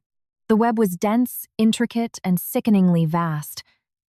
Eleanor had seeded her relatives and cronies into every crevice of the conglomerate. Price gouging, ghost invoices, capital extraction. She was using every dirty trick in the book to siphon Vance Holdings' cash into her own accounts. I compiled all the evidence and drafted a devastatingly thorough forensic report. Printed, it was 47 pages long. Every single page was bulletproofed by hard data. Every fraudulent transaction mapped. I dialed Nicholas. Nicholas, the audit is complete. The results? Severe. I think it's better if you review it in person. It's hard to explain over the phone. Understood. Be in my office at 9 a.m. tomorrow. Yes, sir. Hanging up, I collapsed onto my bed and closed my eyes. Spreadsheets, pie charts, and bank routing numbers spun in my head, crashing over me like waves. I rolled over and forced my brain to go dark. Tomorrow, a war begins. But I knew one thing. Tomorrow, everything changes. This wasn't just corporate embezzlement. This was an organized syndicate run by Eleanor and her bloodline. Once this web was dragged into the light, a hurricane would rip through the Vance family. Was my father-in-law ready for that? Was I? I didn't know. But I was certain of one thing. The truth cannot stay buried. Whatever the cost. Dawn began to break outside my window. The damp chill of a New York morning seeped through the glass. I pulled the duvet tight, shut my eyes, and managed 2 hours of dead sleep. At 6:30, my alarm blared. I got up, washed my face, put on a sharp, tailored black suit I had bought specifically for a day like this, and headed out. Today, I was going to headquarters to brief the chairman. This report was my loaded gun. At 8:55, I walked into the lobby of Vance Holdings. The 20-story glass monolith towering over Wall Street looked particularly imposing today. The corporate flag, a navy blue crest with gold lettering, whipped violently in the wind. "Good morning, Miss Sterling," the receptionist chirped. "Morning. I'm here to see the chairman. Mr. Vance is expecting you on the 20th floor. Go right up." I stepped into the executive elevator and hit 20. Just as the doors began to slide shut, I saw another figure enter the lobby. Eleanor. She was wearing a blood-red designer dress, dark Prada sunglasses, and carrying a Birkin bag. She saw me, our eyes locked through the narrowing gap of the glass doors. She pulled down her sunglasses and smirked. It was a cold, arrogant smile that screamed, "Let's see who wins." The doors clicked shut, and the car shot upward. The entire 20th floor belonged to the chairman. The second I stepped out, his executive assistant, Miss Evans, greeted me. "Anna, go right in." I pushed open the double doors. The office was cavernous. Floor-to-ceiling windows offered a sweeping, panoramic view of the Manhattan skyline, with the spire of the Empire State Building visible in the distance. The room was furnished in dark walnut. An authentic Rothko hung on the wall. Nicholas sat on a leather sofa, 2 porcelain teacups steaming on the glass coffee table in front of him. "Sit. Drink some tea. It's your favorite." I sat across from him, pulled the 4-7-page report from my briefcase, and laid it squarely on the table. "Nicholas, these are the results of my forensic audit. Please review them." He picked up the dossier and began reading from page 1. He read methodically, examining every data point, occasionally stopping to frown. I watched the color drain from his face, shifting from calm to sorrow, and from sorrow to an ashen gray. He read all 47 pages in utter silence. Finally, he placed the binder back on the table and closed his eyes. The office was dead silent. Only the faint ticking of a grandfather clock broke the quiet. "Nicholas," I called softly. "Are you all right?" He opened his eyes. They were bloodshot, but dry. "I'm fine." His voice was raw. "I never imagined the rot was this deep. This is only what I could find with my current access. It's likely just the surface. To do a full sweep, we need to hire an external forensic accounting firm." "No external firms." Nicholas waved a hand. "I made you CFO specifically so you could handle this in-house. Nicholas, if I keep digging, the collateral damage will be massive. Eleanor, her brother, her nephew, her cousins, and half a dozen legacy board members will all be implicated. The scandal will be apocalyptic." "I know. But if we don't excise the tumor now, these parasites will pick the bones of this company clean within a year." He stood up, walked over to the floor-to-ceiling window, and put his hands in his pockets, staring out at the city. "Anna, do you know why I trust you so implicitly?" "Because I'm competent." "Because you are honest. You lived with my son for 3 years. You were legally entitled to our wealth, yet you never coveted a single penny of it. I saw your tax returns, how much you earned, how much you saved, how much you spent. It was entirely transparent. You spent your own money on David, on the house, and kept yourself afloat. In this day and age, people with your integrity are rarer than diamonds. He turned to face me. Anna, I need a favor. Anything.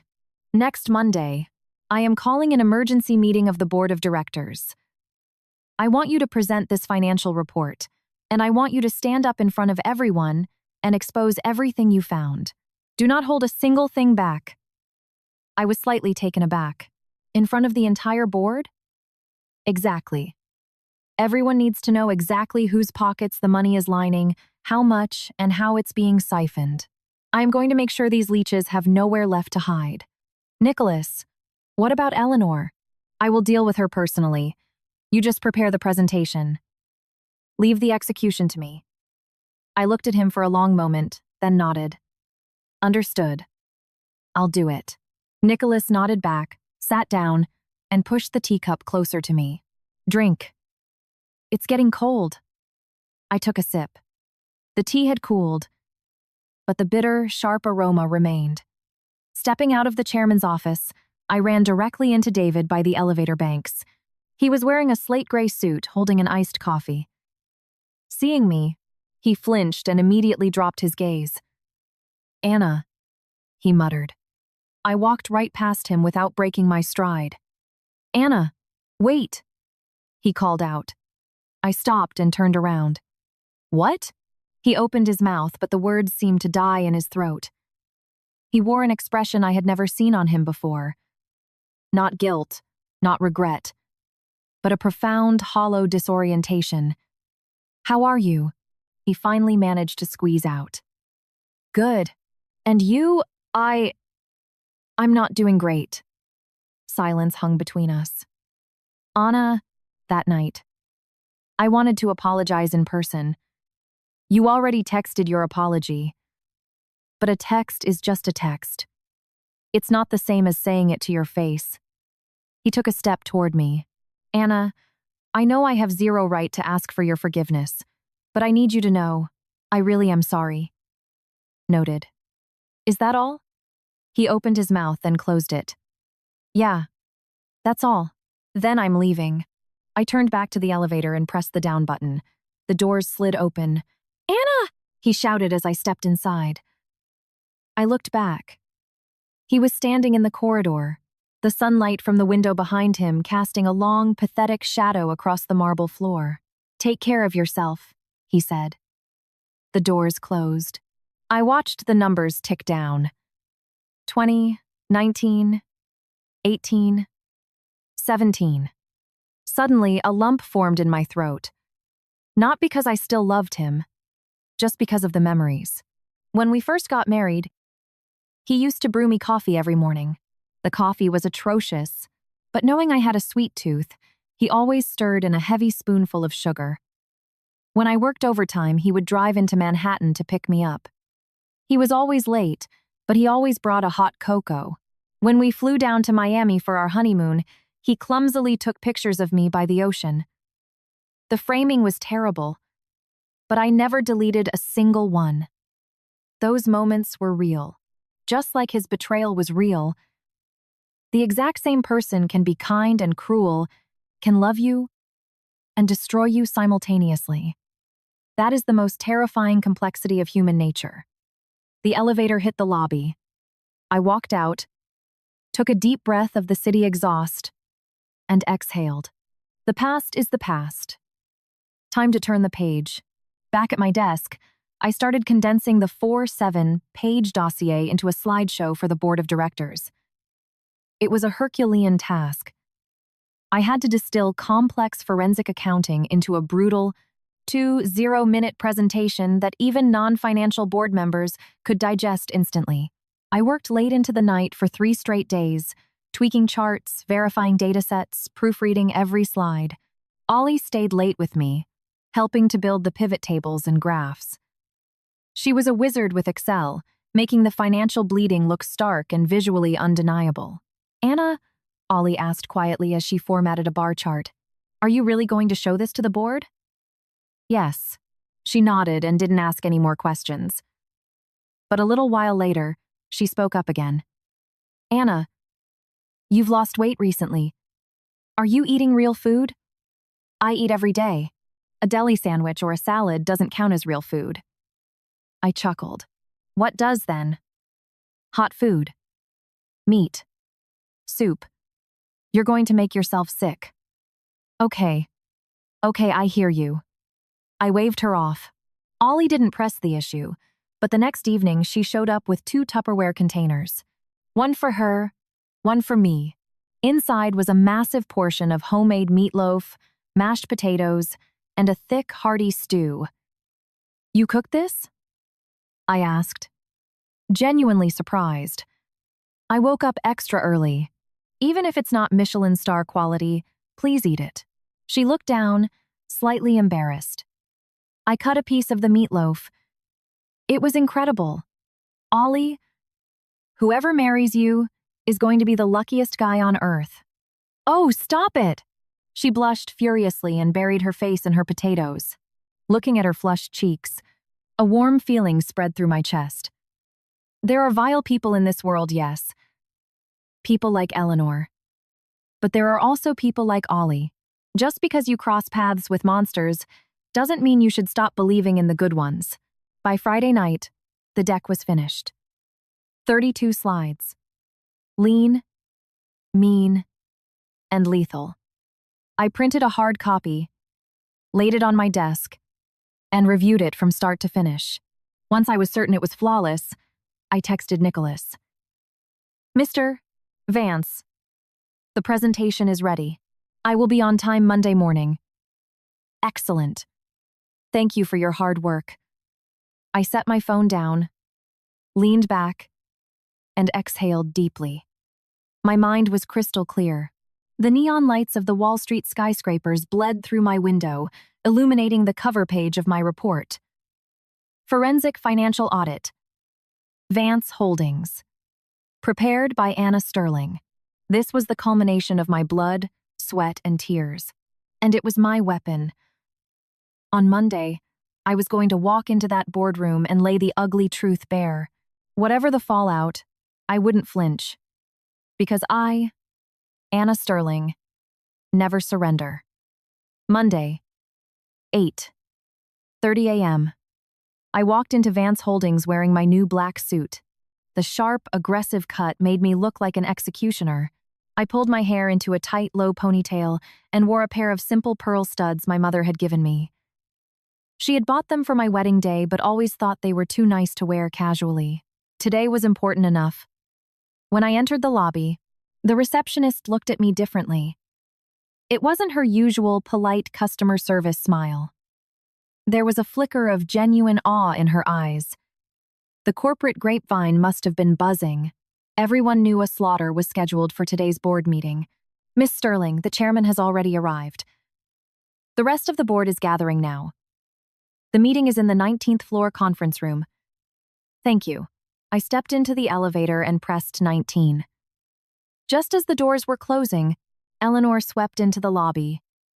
She wore a deep burgundy blazer, flawless makeup, and designer glasses. She looked every inch the untouchable corporate matriarch. Seeing me, she gave a microscopic sneer and strutted toward the executive elevator bank. I ignored her. The doors closed. 19th floor. The main boardroom. It was the largest in the building, seating 20 people around a massive oval mahogany table. Microphones and Fiji water bottles were set at every station. The Vance Holdings golden suncrest dominated the back wall. The floor-to-ceiling windows offered a dizzying view of the city. When I walked in, 7 or 8 directors were already seated, tailored suits, Rolexes, tense faces. As I entered, every eye locked onto me. I didn't flinch. After 3 years here, I knew their faces, their portfolios, and their secrets. Some were friendly, some were hostile. But today, they would all listen to me. Anna, over here. Nicholas Sr., seated at the head of the table, gestured to the chair directly to his right. I sat down, hooked my MacBook to the projector, and booted the deck. At exactly 9 a.m., the doors locked. All 12 members of the board of directors were present. Nicholas Sr., Eleanor, 3 independent directors, 2 institutional investors, and 5 C-suite executives. Eleanor sat to Nicholas's left, directly across the table from me. She stared at me with a sickeningly smug half-smile.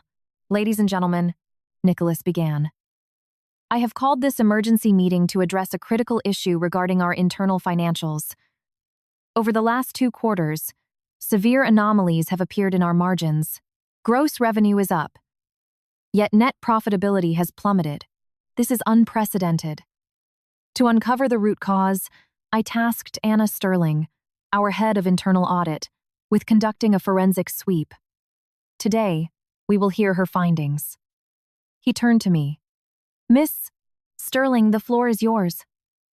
I stood up, walked to the head of the room beside the projector screen, took a deep breath, and clicked the clicker. Slide 1 appeared. "Good morning, members of the board. I am Anna Sterling, Internal Audit. Today I will present the findings of my forensic investigation into the Q2 and Q3 financials of Vance Holdings." My voice was dead level. I had rehearsed this for 3 days. Not too fast, not too slow. Clinically precise. For the first 10 minutes, I walked them through the macro data. Gross margins, overhead, EBITDA, cash flow, debt-to-equity ratios, routine stuff. The board listened attentively, but without much reaction. Slide 11. I moved in for the kill. Let us now examine the procurement division. Over the past 6 months, procurement expenditures surged by 20%, whereas the global commodity index for our primary materials increased by only 8%.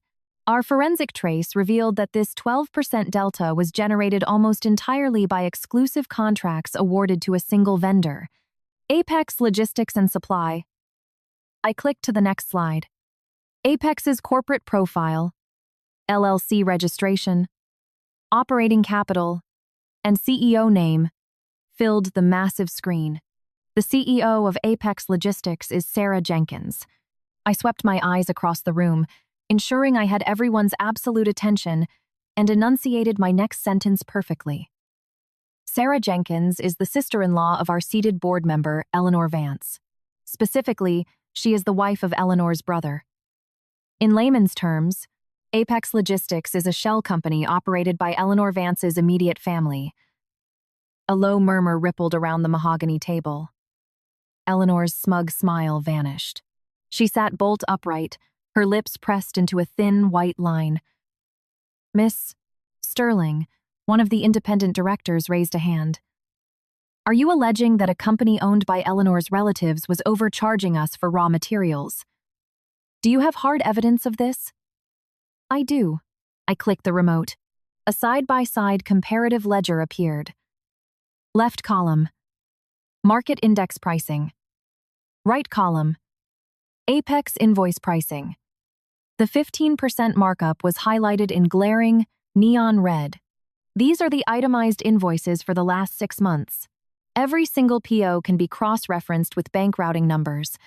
Due to this artificial markup, over the span of 2 quarters, Apex Logistics extracted approximately $1,500,000 in excess, non-market rate capital from Vance Holdings. The murmur escalated into genuine agitation. Eleanor slammed her hands on the table and stood up.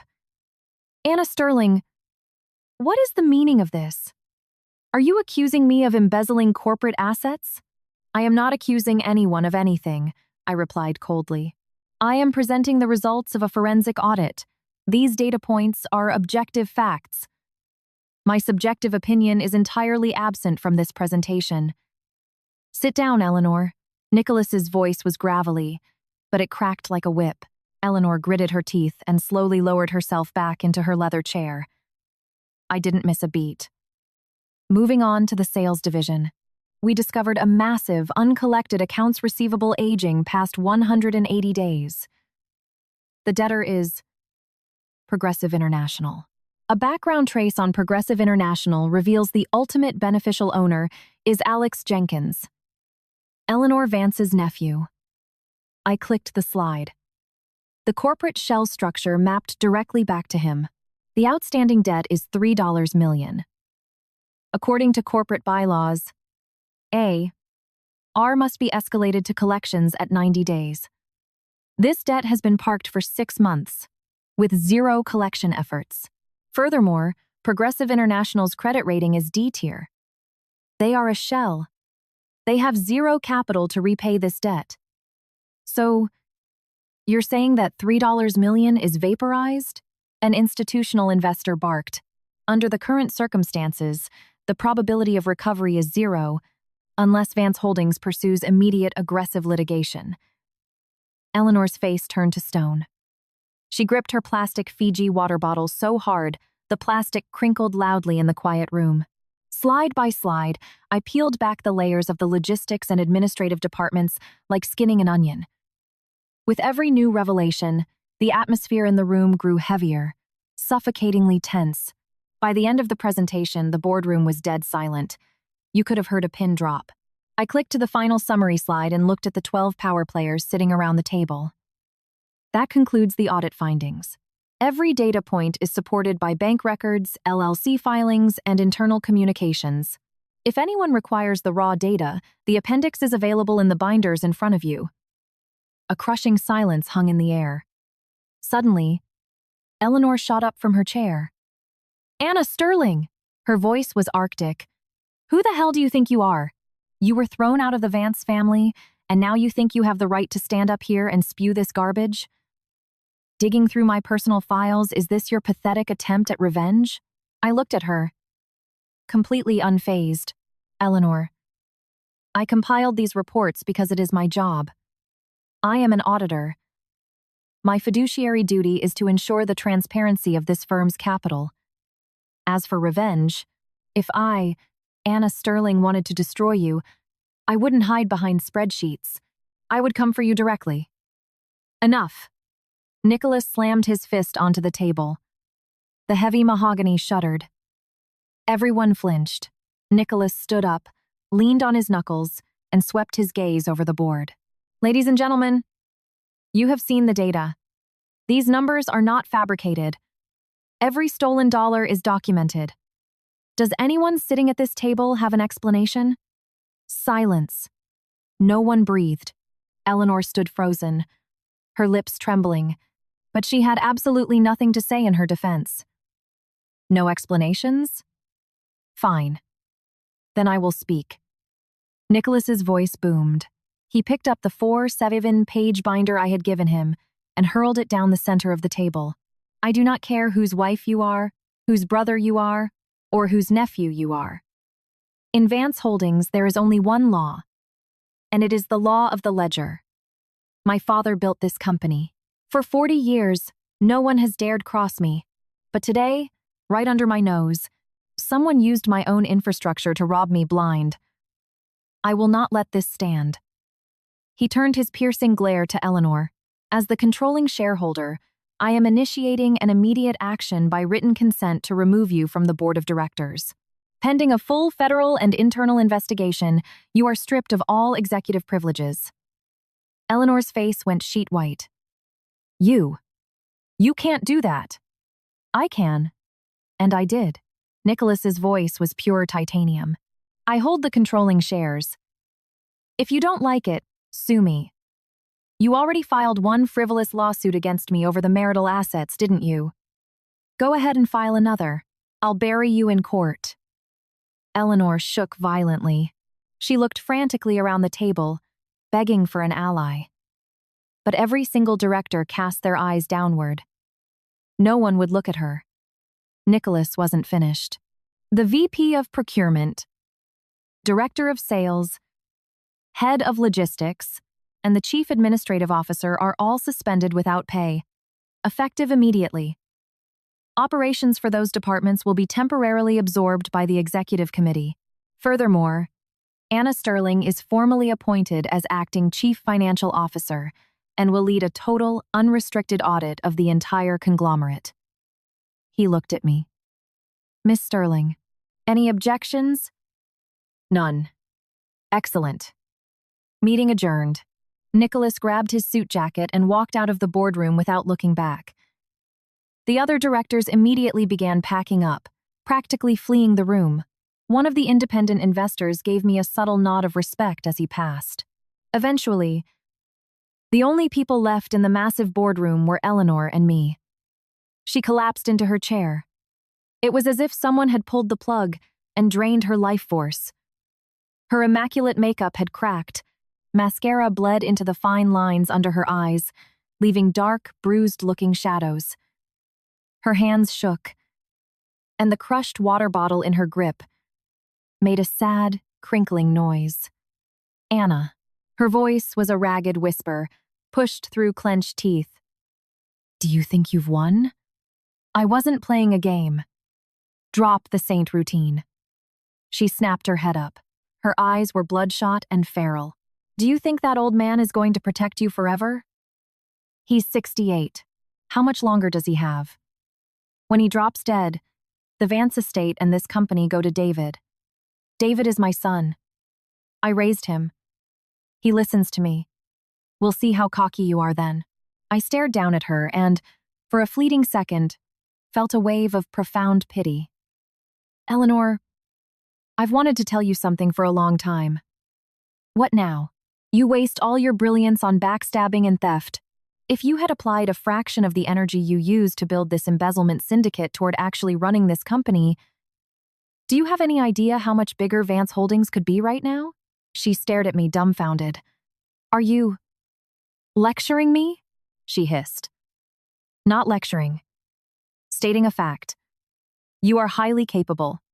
Infiltrating 4 major departments, coordinating shell companies, managing logistics that requires elite operational intelligence. If you had put that talent to legitimate use, you would have been a legendary CEO, but you took the easy, dirty route. You thought bleeding the company dry made you powerful, but you failed to realize that by gutting the firm, you're destroying the very empire you're trying to steal. If Vance Holdings goes bankrupt, what's left for you? She opened her mouth, but her words failed her. You still have a choice. Liquidate the shell accounts, return the stolen capital, and throw yourself on Nicholas's mercy. He is a harsh man, but he isn't cruel. If you genuinely confess and make the company whole, he won't send you to federal prison. Shut your mouth! Her voice shattered into a hysterical shriek. Who the hell are you to talk down to me? Some middle-class nobody who married into my family and couldn't even give my son a child in 3 years. Who are you to preach to me? I went dead silent. The lack of children had been the deepest, bleeding wound of my 3-year marriage, not because I was infertile, but because David refused. He said he wasn't ready, that he needed to focus on his career. I waited a year, then another, and all I got for waiting was a 2, 3-year-old intern in my bed. You're right, I said quietly. I have no right to preach to you. But you should think about what I said. I closed my MacBook, packed it in my bag, and walked out of the boardroom. The hallway was empty. The midday sun poured through the glass walls, blindingly bright. I pressed the elevator button. As the car descended, my phone buzzed. A text from Nicholas. Anna, flawless execution today. Thank you. I replied. I was just doing my job. Please take care of your health, Nicholas. I leaned my head against the cool steel wall of the elevator and closed my eyes. Today's battle was won.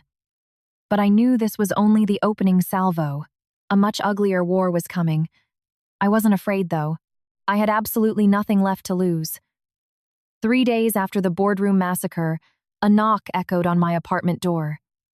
10 p.m. I had just gotten out of the shower. My hair was damp. Wearing an old, oversized NYU t-shirt and sweatpants, with a sheet mask plastered to my face, I was curled up on the couch. The sudden knock made me jump. Who the hell comes to Brooklyn at this hour?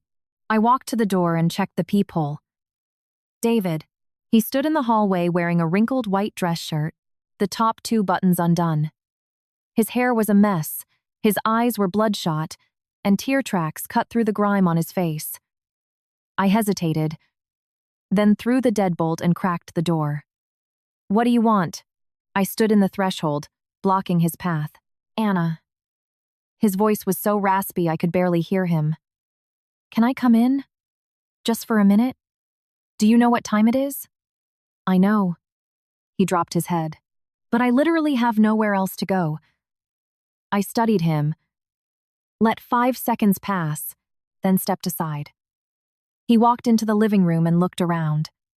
He had lived here for 3 years, but right now, he looked like a trespasser. His eyes tracked over the sofa, the coffee table, the TV, as if trying to anchor himself to a memory. "Sit."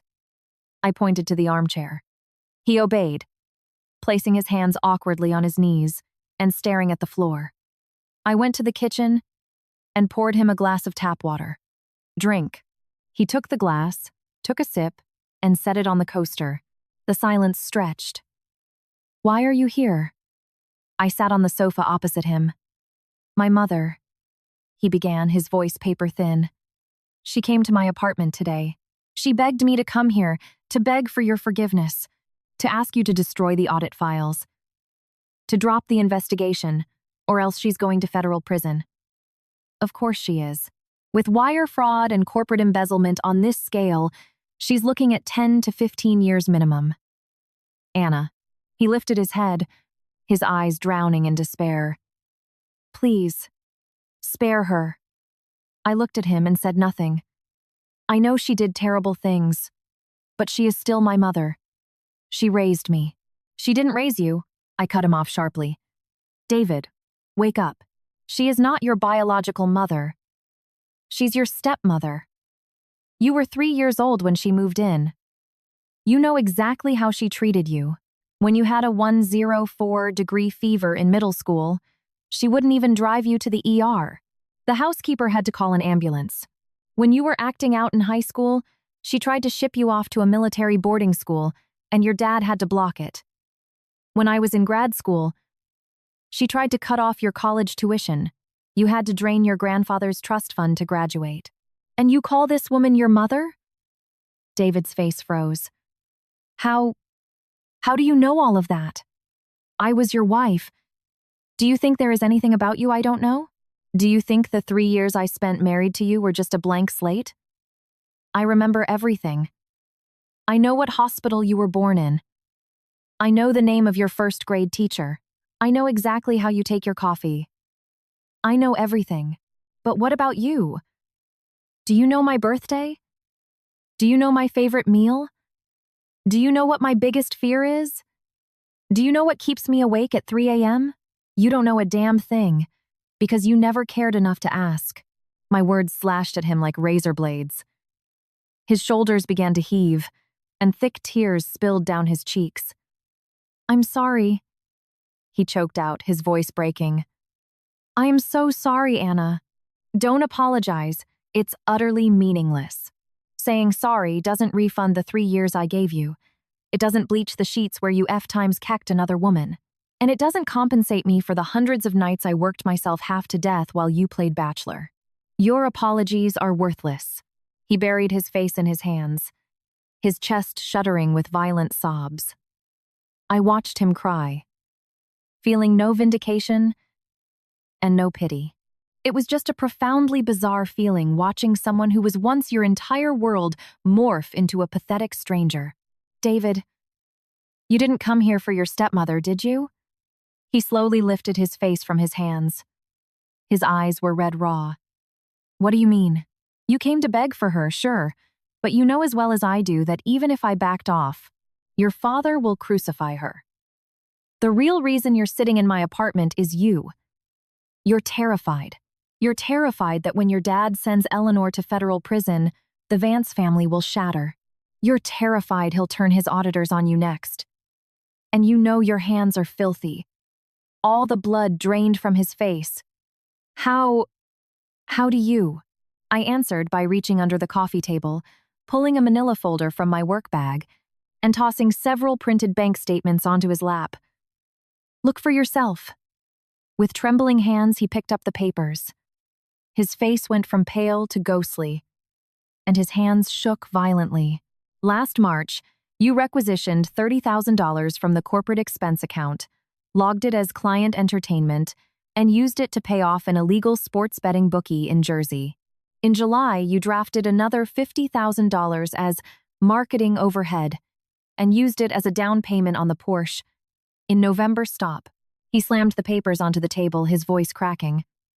Stop. That's not all. You maxed out 3 corporate Amex cards. You owe over $100,000 in revolving credit debt.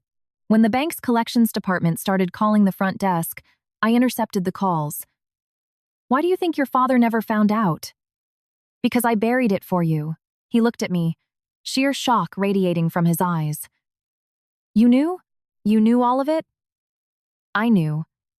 And I never told your father. I protected your reputation and gave you a chance. I hoped you would wake up, realize what you were doing, and stop. But you interpreted my patience as a green light.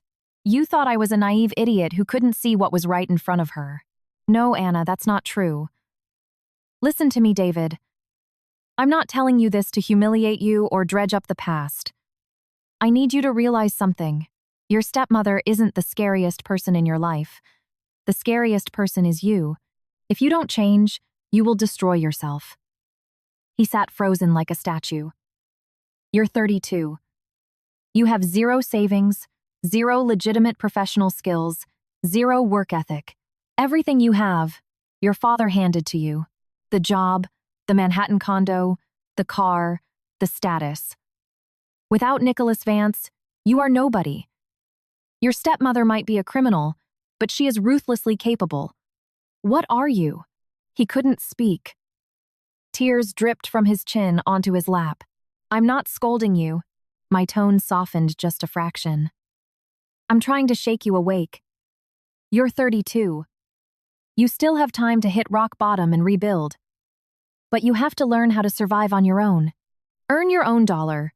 Use your own brain. Face reality. You cannot hide behind other people's money forever. He looked up at me, his eyes glassy. Anna, why are you still trying to help me? I'm not helping you. I'm laying out the facts. What you do with them is up to you. I stood up, walked to the window, and pulled back the blinds. Beyond the glass, the lights of the Manhattan skyline burned bright, like a sprawling galaxy pinned to the earth.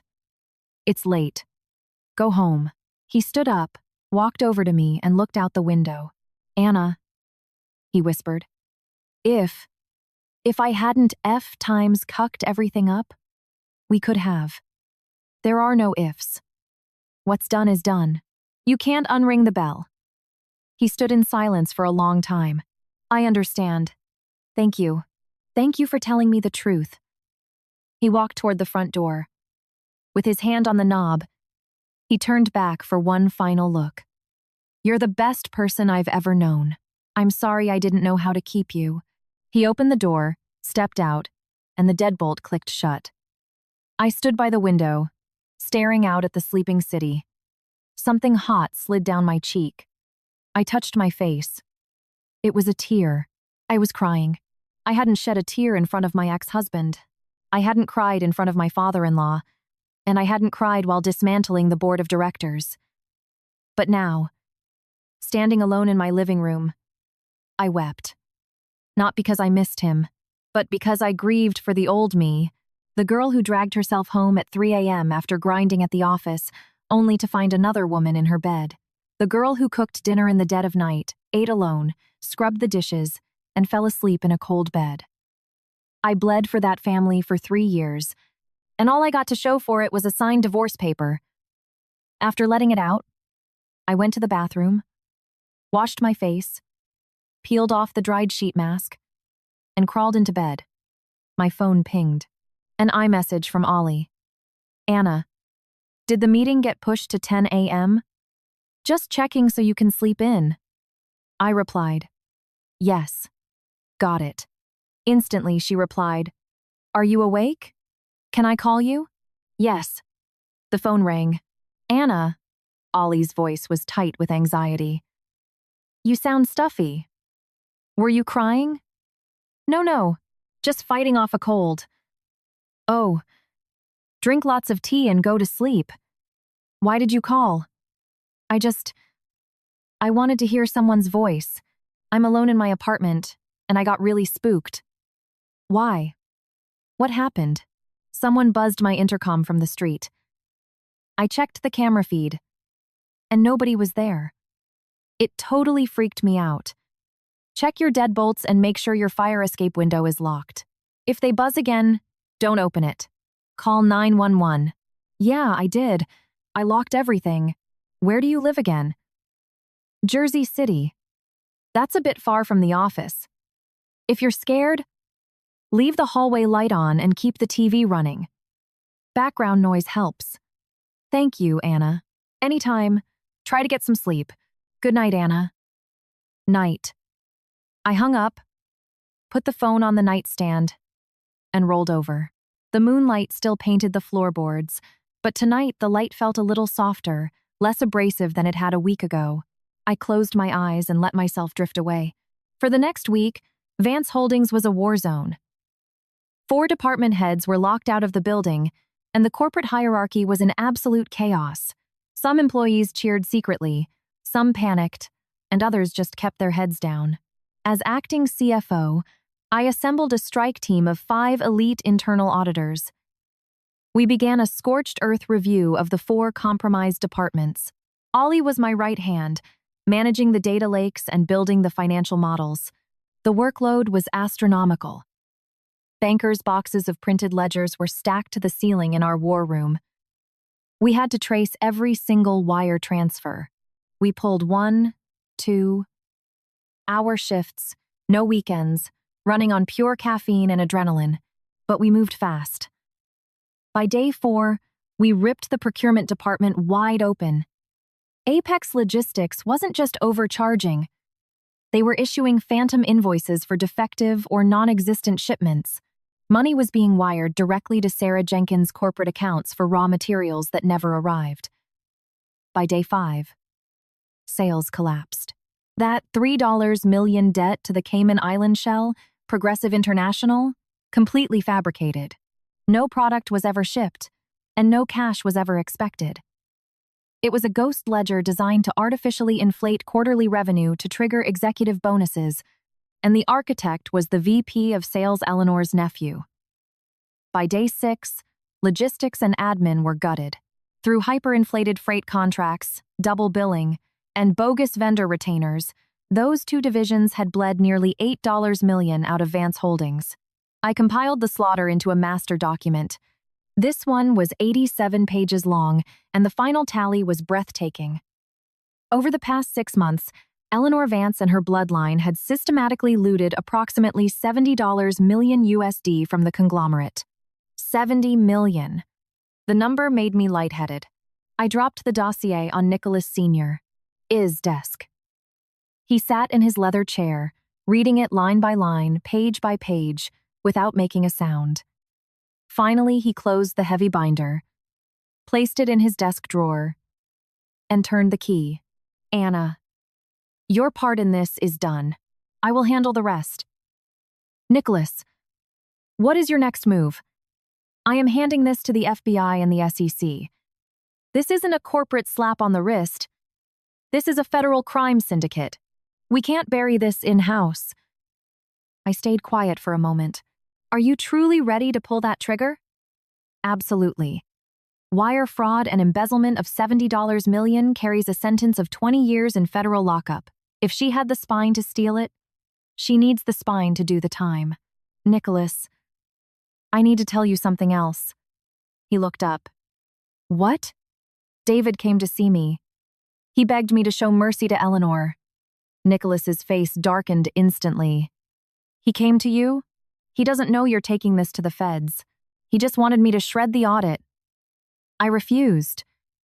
But we talked about his own issues. I took a breath. Nicholas, David isn't clean either. He embezzled corporate funds. The amounts aren't in the millions, but they're severe. I didn't tell you earlier because I wanted to give him a chance to fix it. But now, you need to know. I slid David's expense reports across the desk.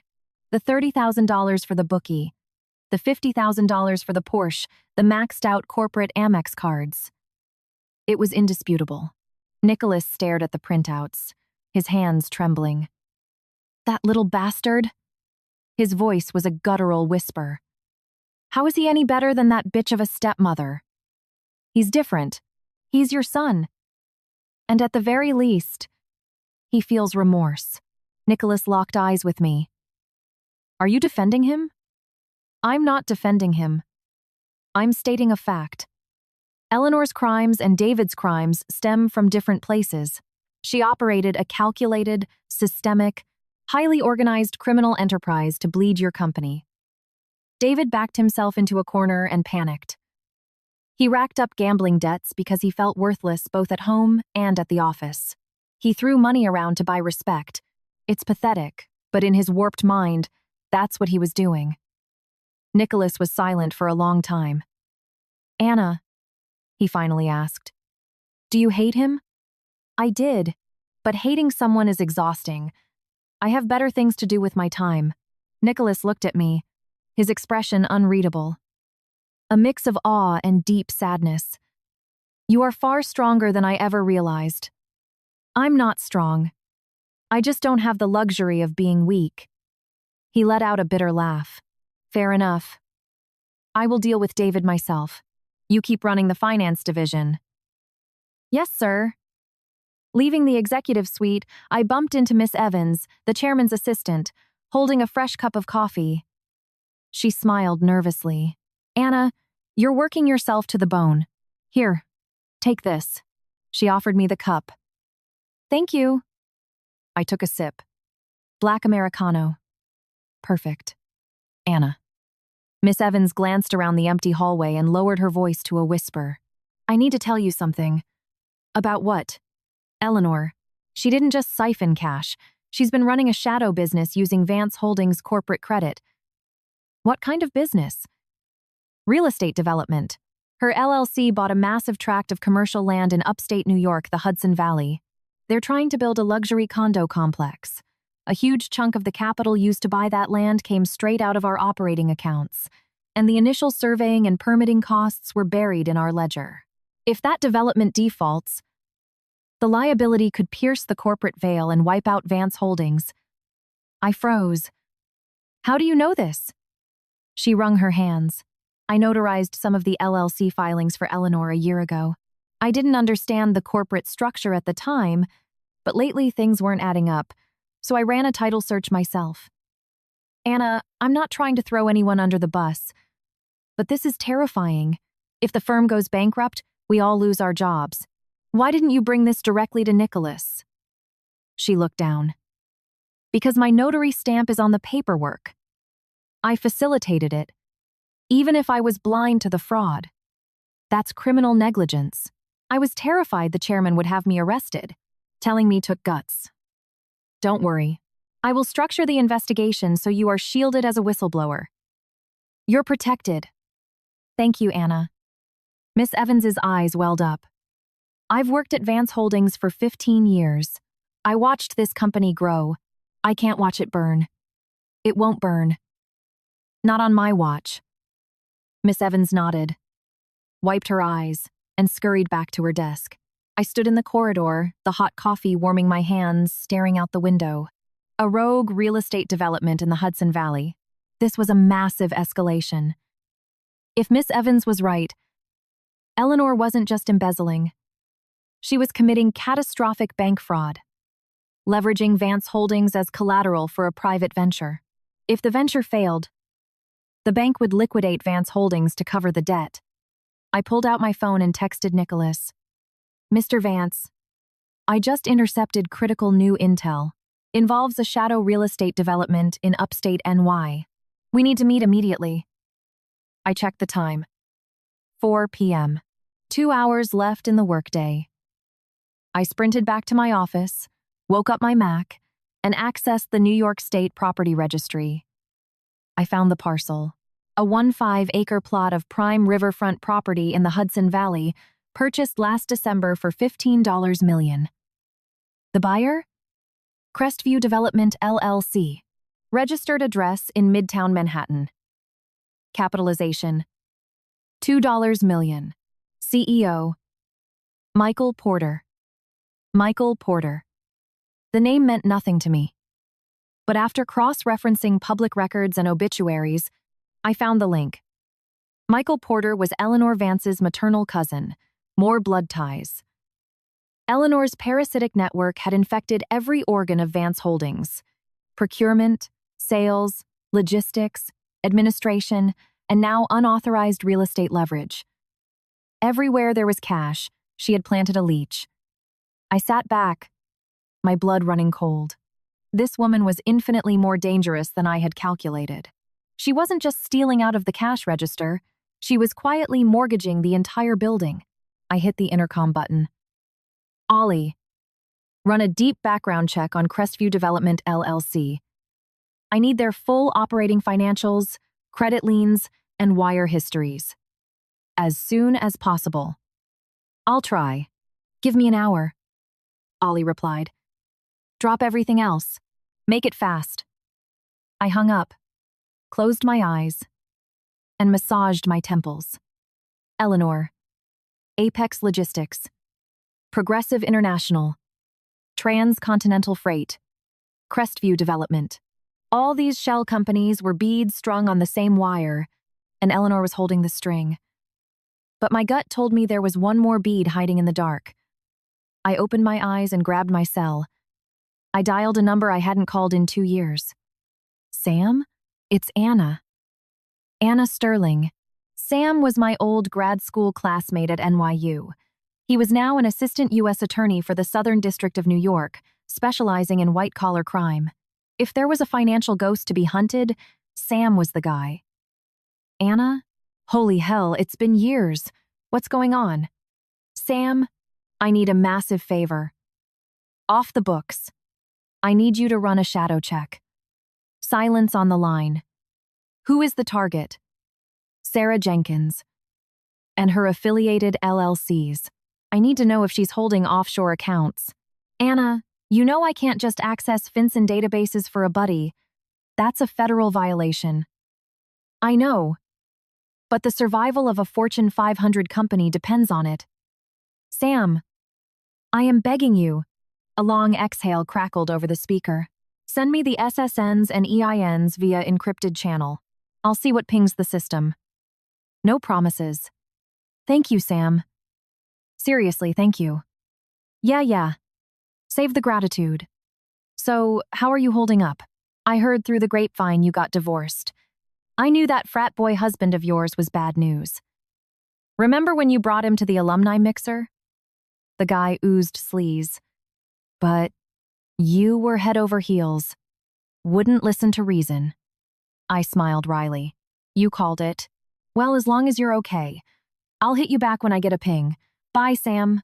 I encrypted the data on Sarah Jenkins and Eleanor, fired it over to Sam, and dove back into the Hudson Valley spreadsheets. By 7 p.m., the office was dark. I was the only one left. Suddenly, my door cracked open, and Ollie walked in carrying 2 white plastic takeout bags.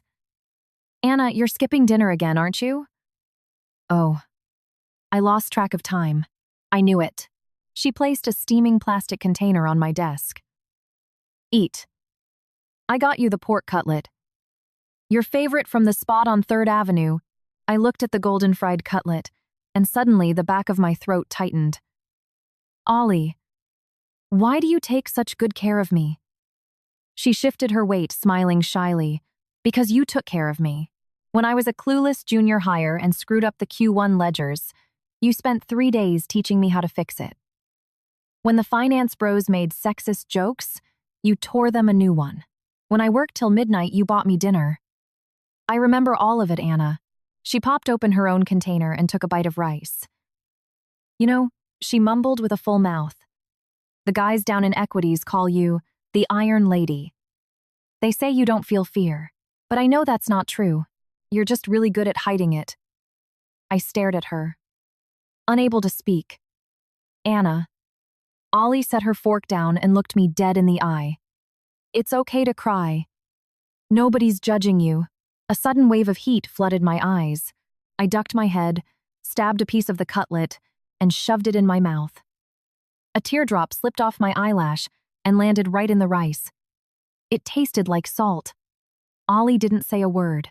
She just reached into her pocket, pulled out a travel pack of Kleenex, and slid it next to my hand. I wiped my eyes and kept chewing. "Is it good?" Ollie asked softly. "Yeah. It's really good. Awesome." She smiled brightly. "Tomorrow I'll bring chicken noodle soup. My mom swears hot soup chases the demons away." Your mom is a smart lady. We finished eating in comfortable silence. Ollie packed up the trash, wished me a good night, and left. I was alone again. I stood by the glass, looking out over the glowing grid of Manhattan, taking slow, deep breaths. Tomorrow, the final phase begins. The upstate real estate, the offshore accounts, the entire criminal syndicate.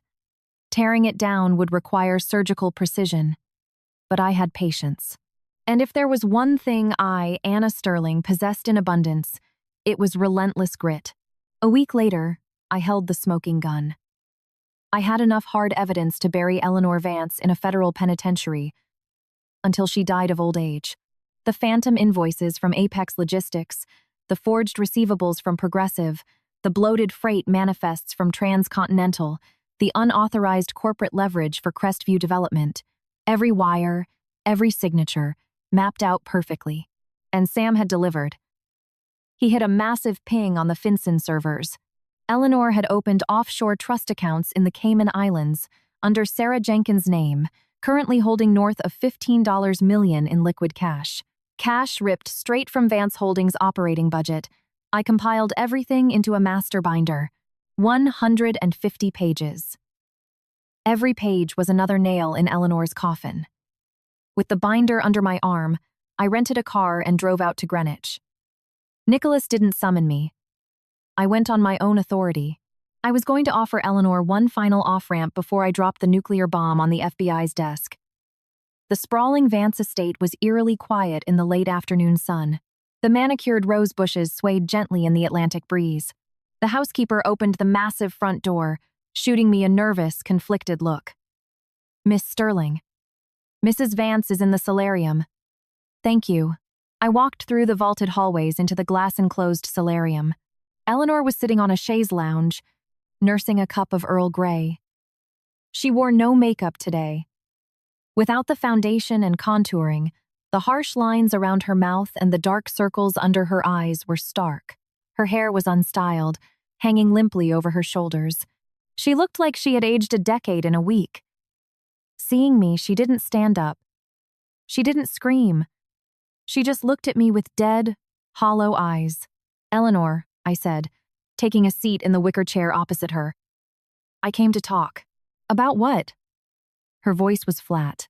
She didn't sound like a woman staring down the barrel of a federal indictment. I pulled the 150 page binder from my bag and dropped it on the glass table with a heavy thud. "Here is the prosecution file. Every piece of evidence I gathered. Apex Logistics, Progressive International, Transcontinental, Crestview Development, and the Cayman Island Trusts. It's all here." Her eyelid twitched. "What did you find?" "Everything. Total capital extracted through your family's shell network exceeds $180 million. Some is parked in the Caymans. Some is tied up in the Hudson Valley real estate project. I have the wire transfers. I have the IP logs. It's bulletproof." She slowly set her teacup down and stared at me. No rage. No terror. Just an eerie calm. "So, you came to offer me a deal?" "What deal?" "You liquidate the shell accounts and repatriate every stolen dollar back to Vance Holdings.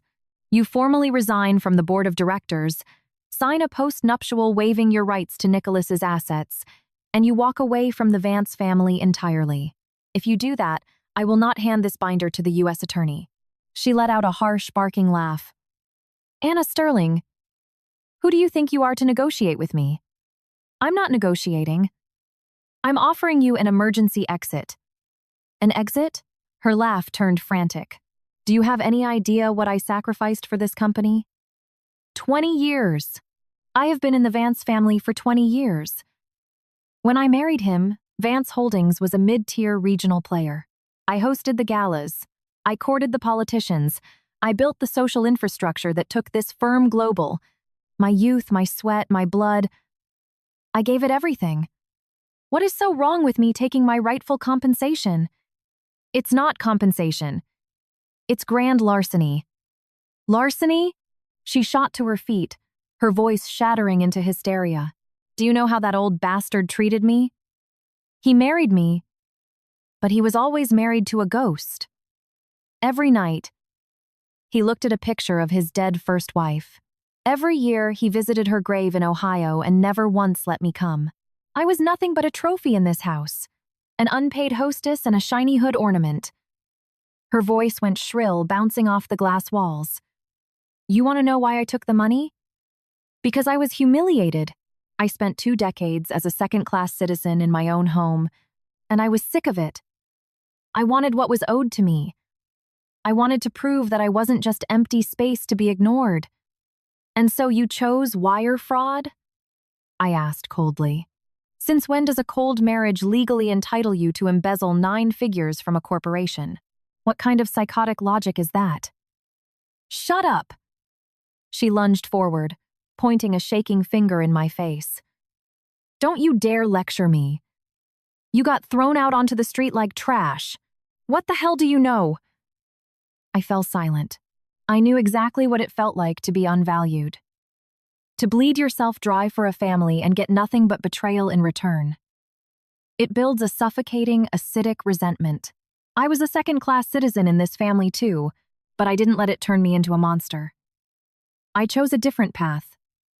To cut my losses, walk away clean, and keep my soul intact. Because I understood one fundamental truth. My worth is not defined by the Vance name. I, Anna Sterling, will thrive without them. But Eleanor never realized that. She anchored her entire existence, her entire ego, to this family's wealth. That's why the neglect drove her insane. Eleanor collapsed back onto the chaise lounge and buried her face in her hands. A broken, pathetic sobbing echoed in the glass room. I sat across from her and waited. 5 minutes later, she dragged her hands down her face, smearing tears across her cheeks. She looked utterly broken. Anna, her voice was a cracked whisper. Are you really going to the FBI? If you don't return the capital, yes. If you comply, no. But you will vanish from the board. And you will divorce Nicholas and leave this estate. You will never have contact with Vance Holdings again. She stared at the floor for a long time. All right, she whispered. I'll do it. There is one more condition. What? Sign over the deed and the LLC rights for the Hudson Valley real estate to Vance Holdings. All projected revenue from that development will go to the firm. Her face contorted in agony, but she gave a defeated nod. Fine. I unzipped my bag, pulled out a stack of legal contracts prepared by corporate counsel, and placed them next to the binder. These are the divestment and resignation agreements. Read them. If everything is accurate, sign. She picked up the papers. When she reached the final signature page, her hands trembled violently. You had this drafted from the very beginning? She looked up at me, terrified. Yes. I blocked every exit. I am giving you a bridge out of the fire, but it comes with a toll. You don't have to sign it. But if you don't, the next document you see will be a federal arrest warrant. She stared at me. Her eyes held a chaotic swirl of emotions I couldn't fully decipher: hatred, awe, and perhaps a sliver of terminal regret. She picked up the pen and signed her name. Slowly, agonizingly carving out the letters. When she was done, she dropped the pen, let her head fall back against the cushion, and closed her eyes. Get out. I stood up, gathered the signed contracts, and slipped them safely into my briefcase. Eleanor, I wish you luck. I sincerely hope that for the rest of your life, you learn to survive on your own merit, rather than stealing other people's money to fill the black hole inside your chest. She didn't answer. She didn't even open her eyes. I turned and walked out of the solarium. Pausing at the threshold, I looked back one last time. She was still sitting there, eyes closed, paralyzed. The late afternoon sun filtered through the glass roof, bathing her in a warm golden glow. In that fleeting moment, she didn't look like a criminal mastermind who had stolen $180 million. She didn't look like a vindictive stepmother. She just looked like an exhausted, broken woman who had taken a catastrophic wrong turn decades ago and never found her way back. I walked out the front doors of the Greenwich estate. The sun had dipped below the horizon, and the estate's gas lamps flickered on, casting a warm amber glow across the driveway. I breathed in the cool, crisp air of the Atlantic. It was finally over.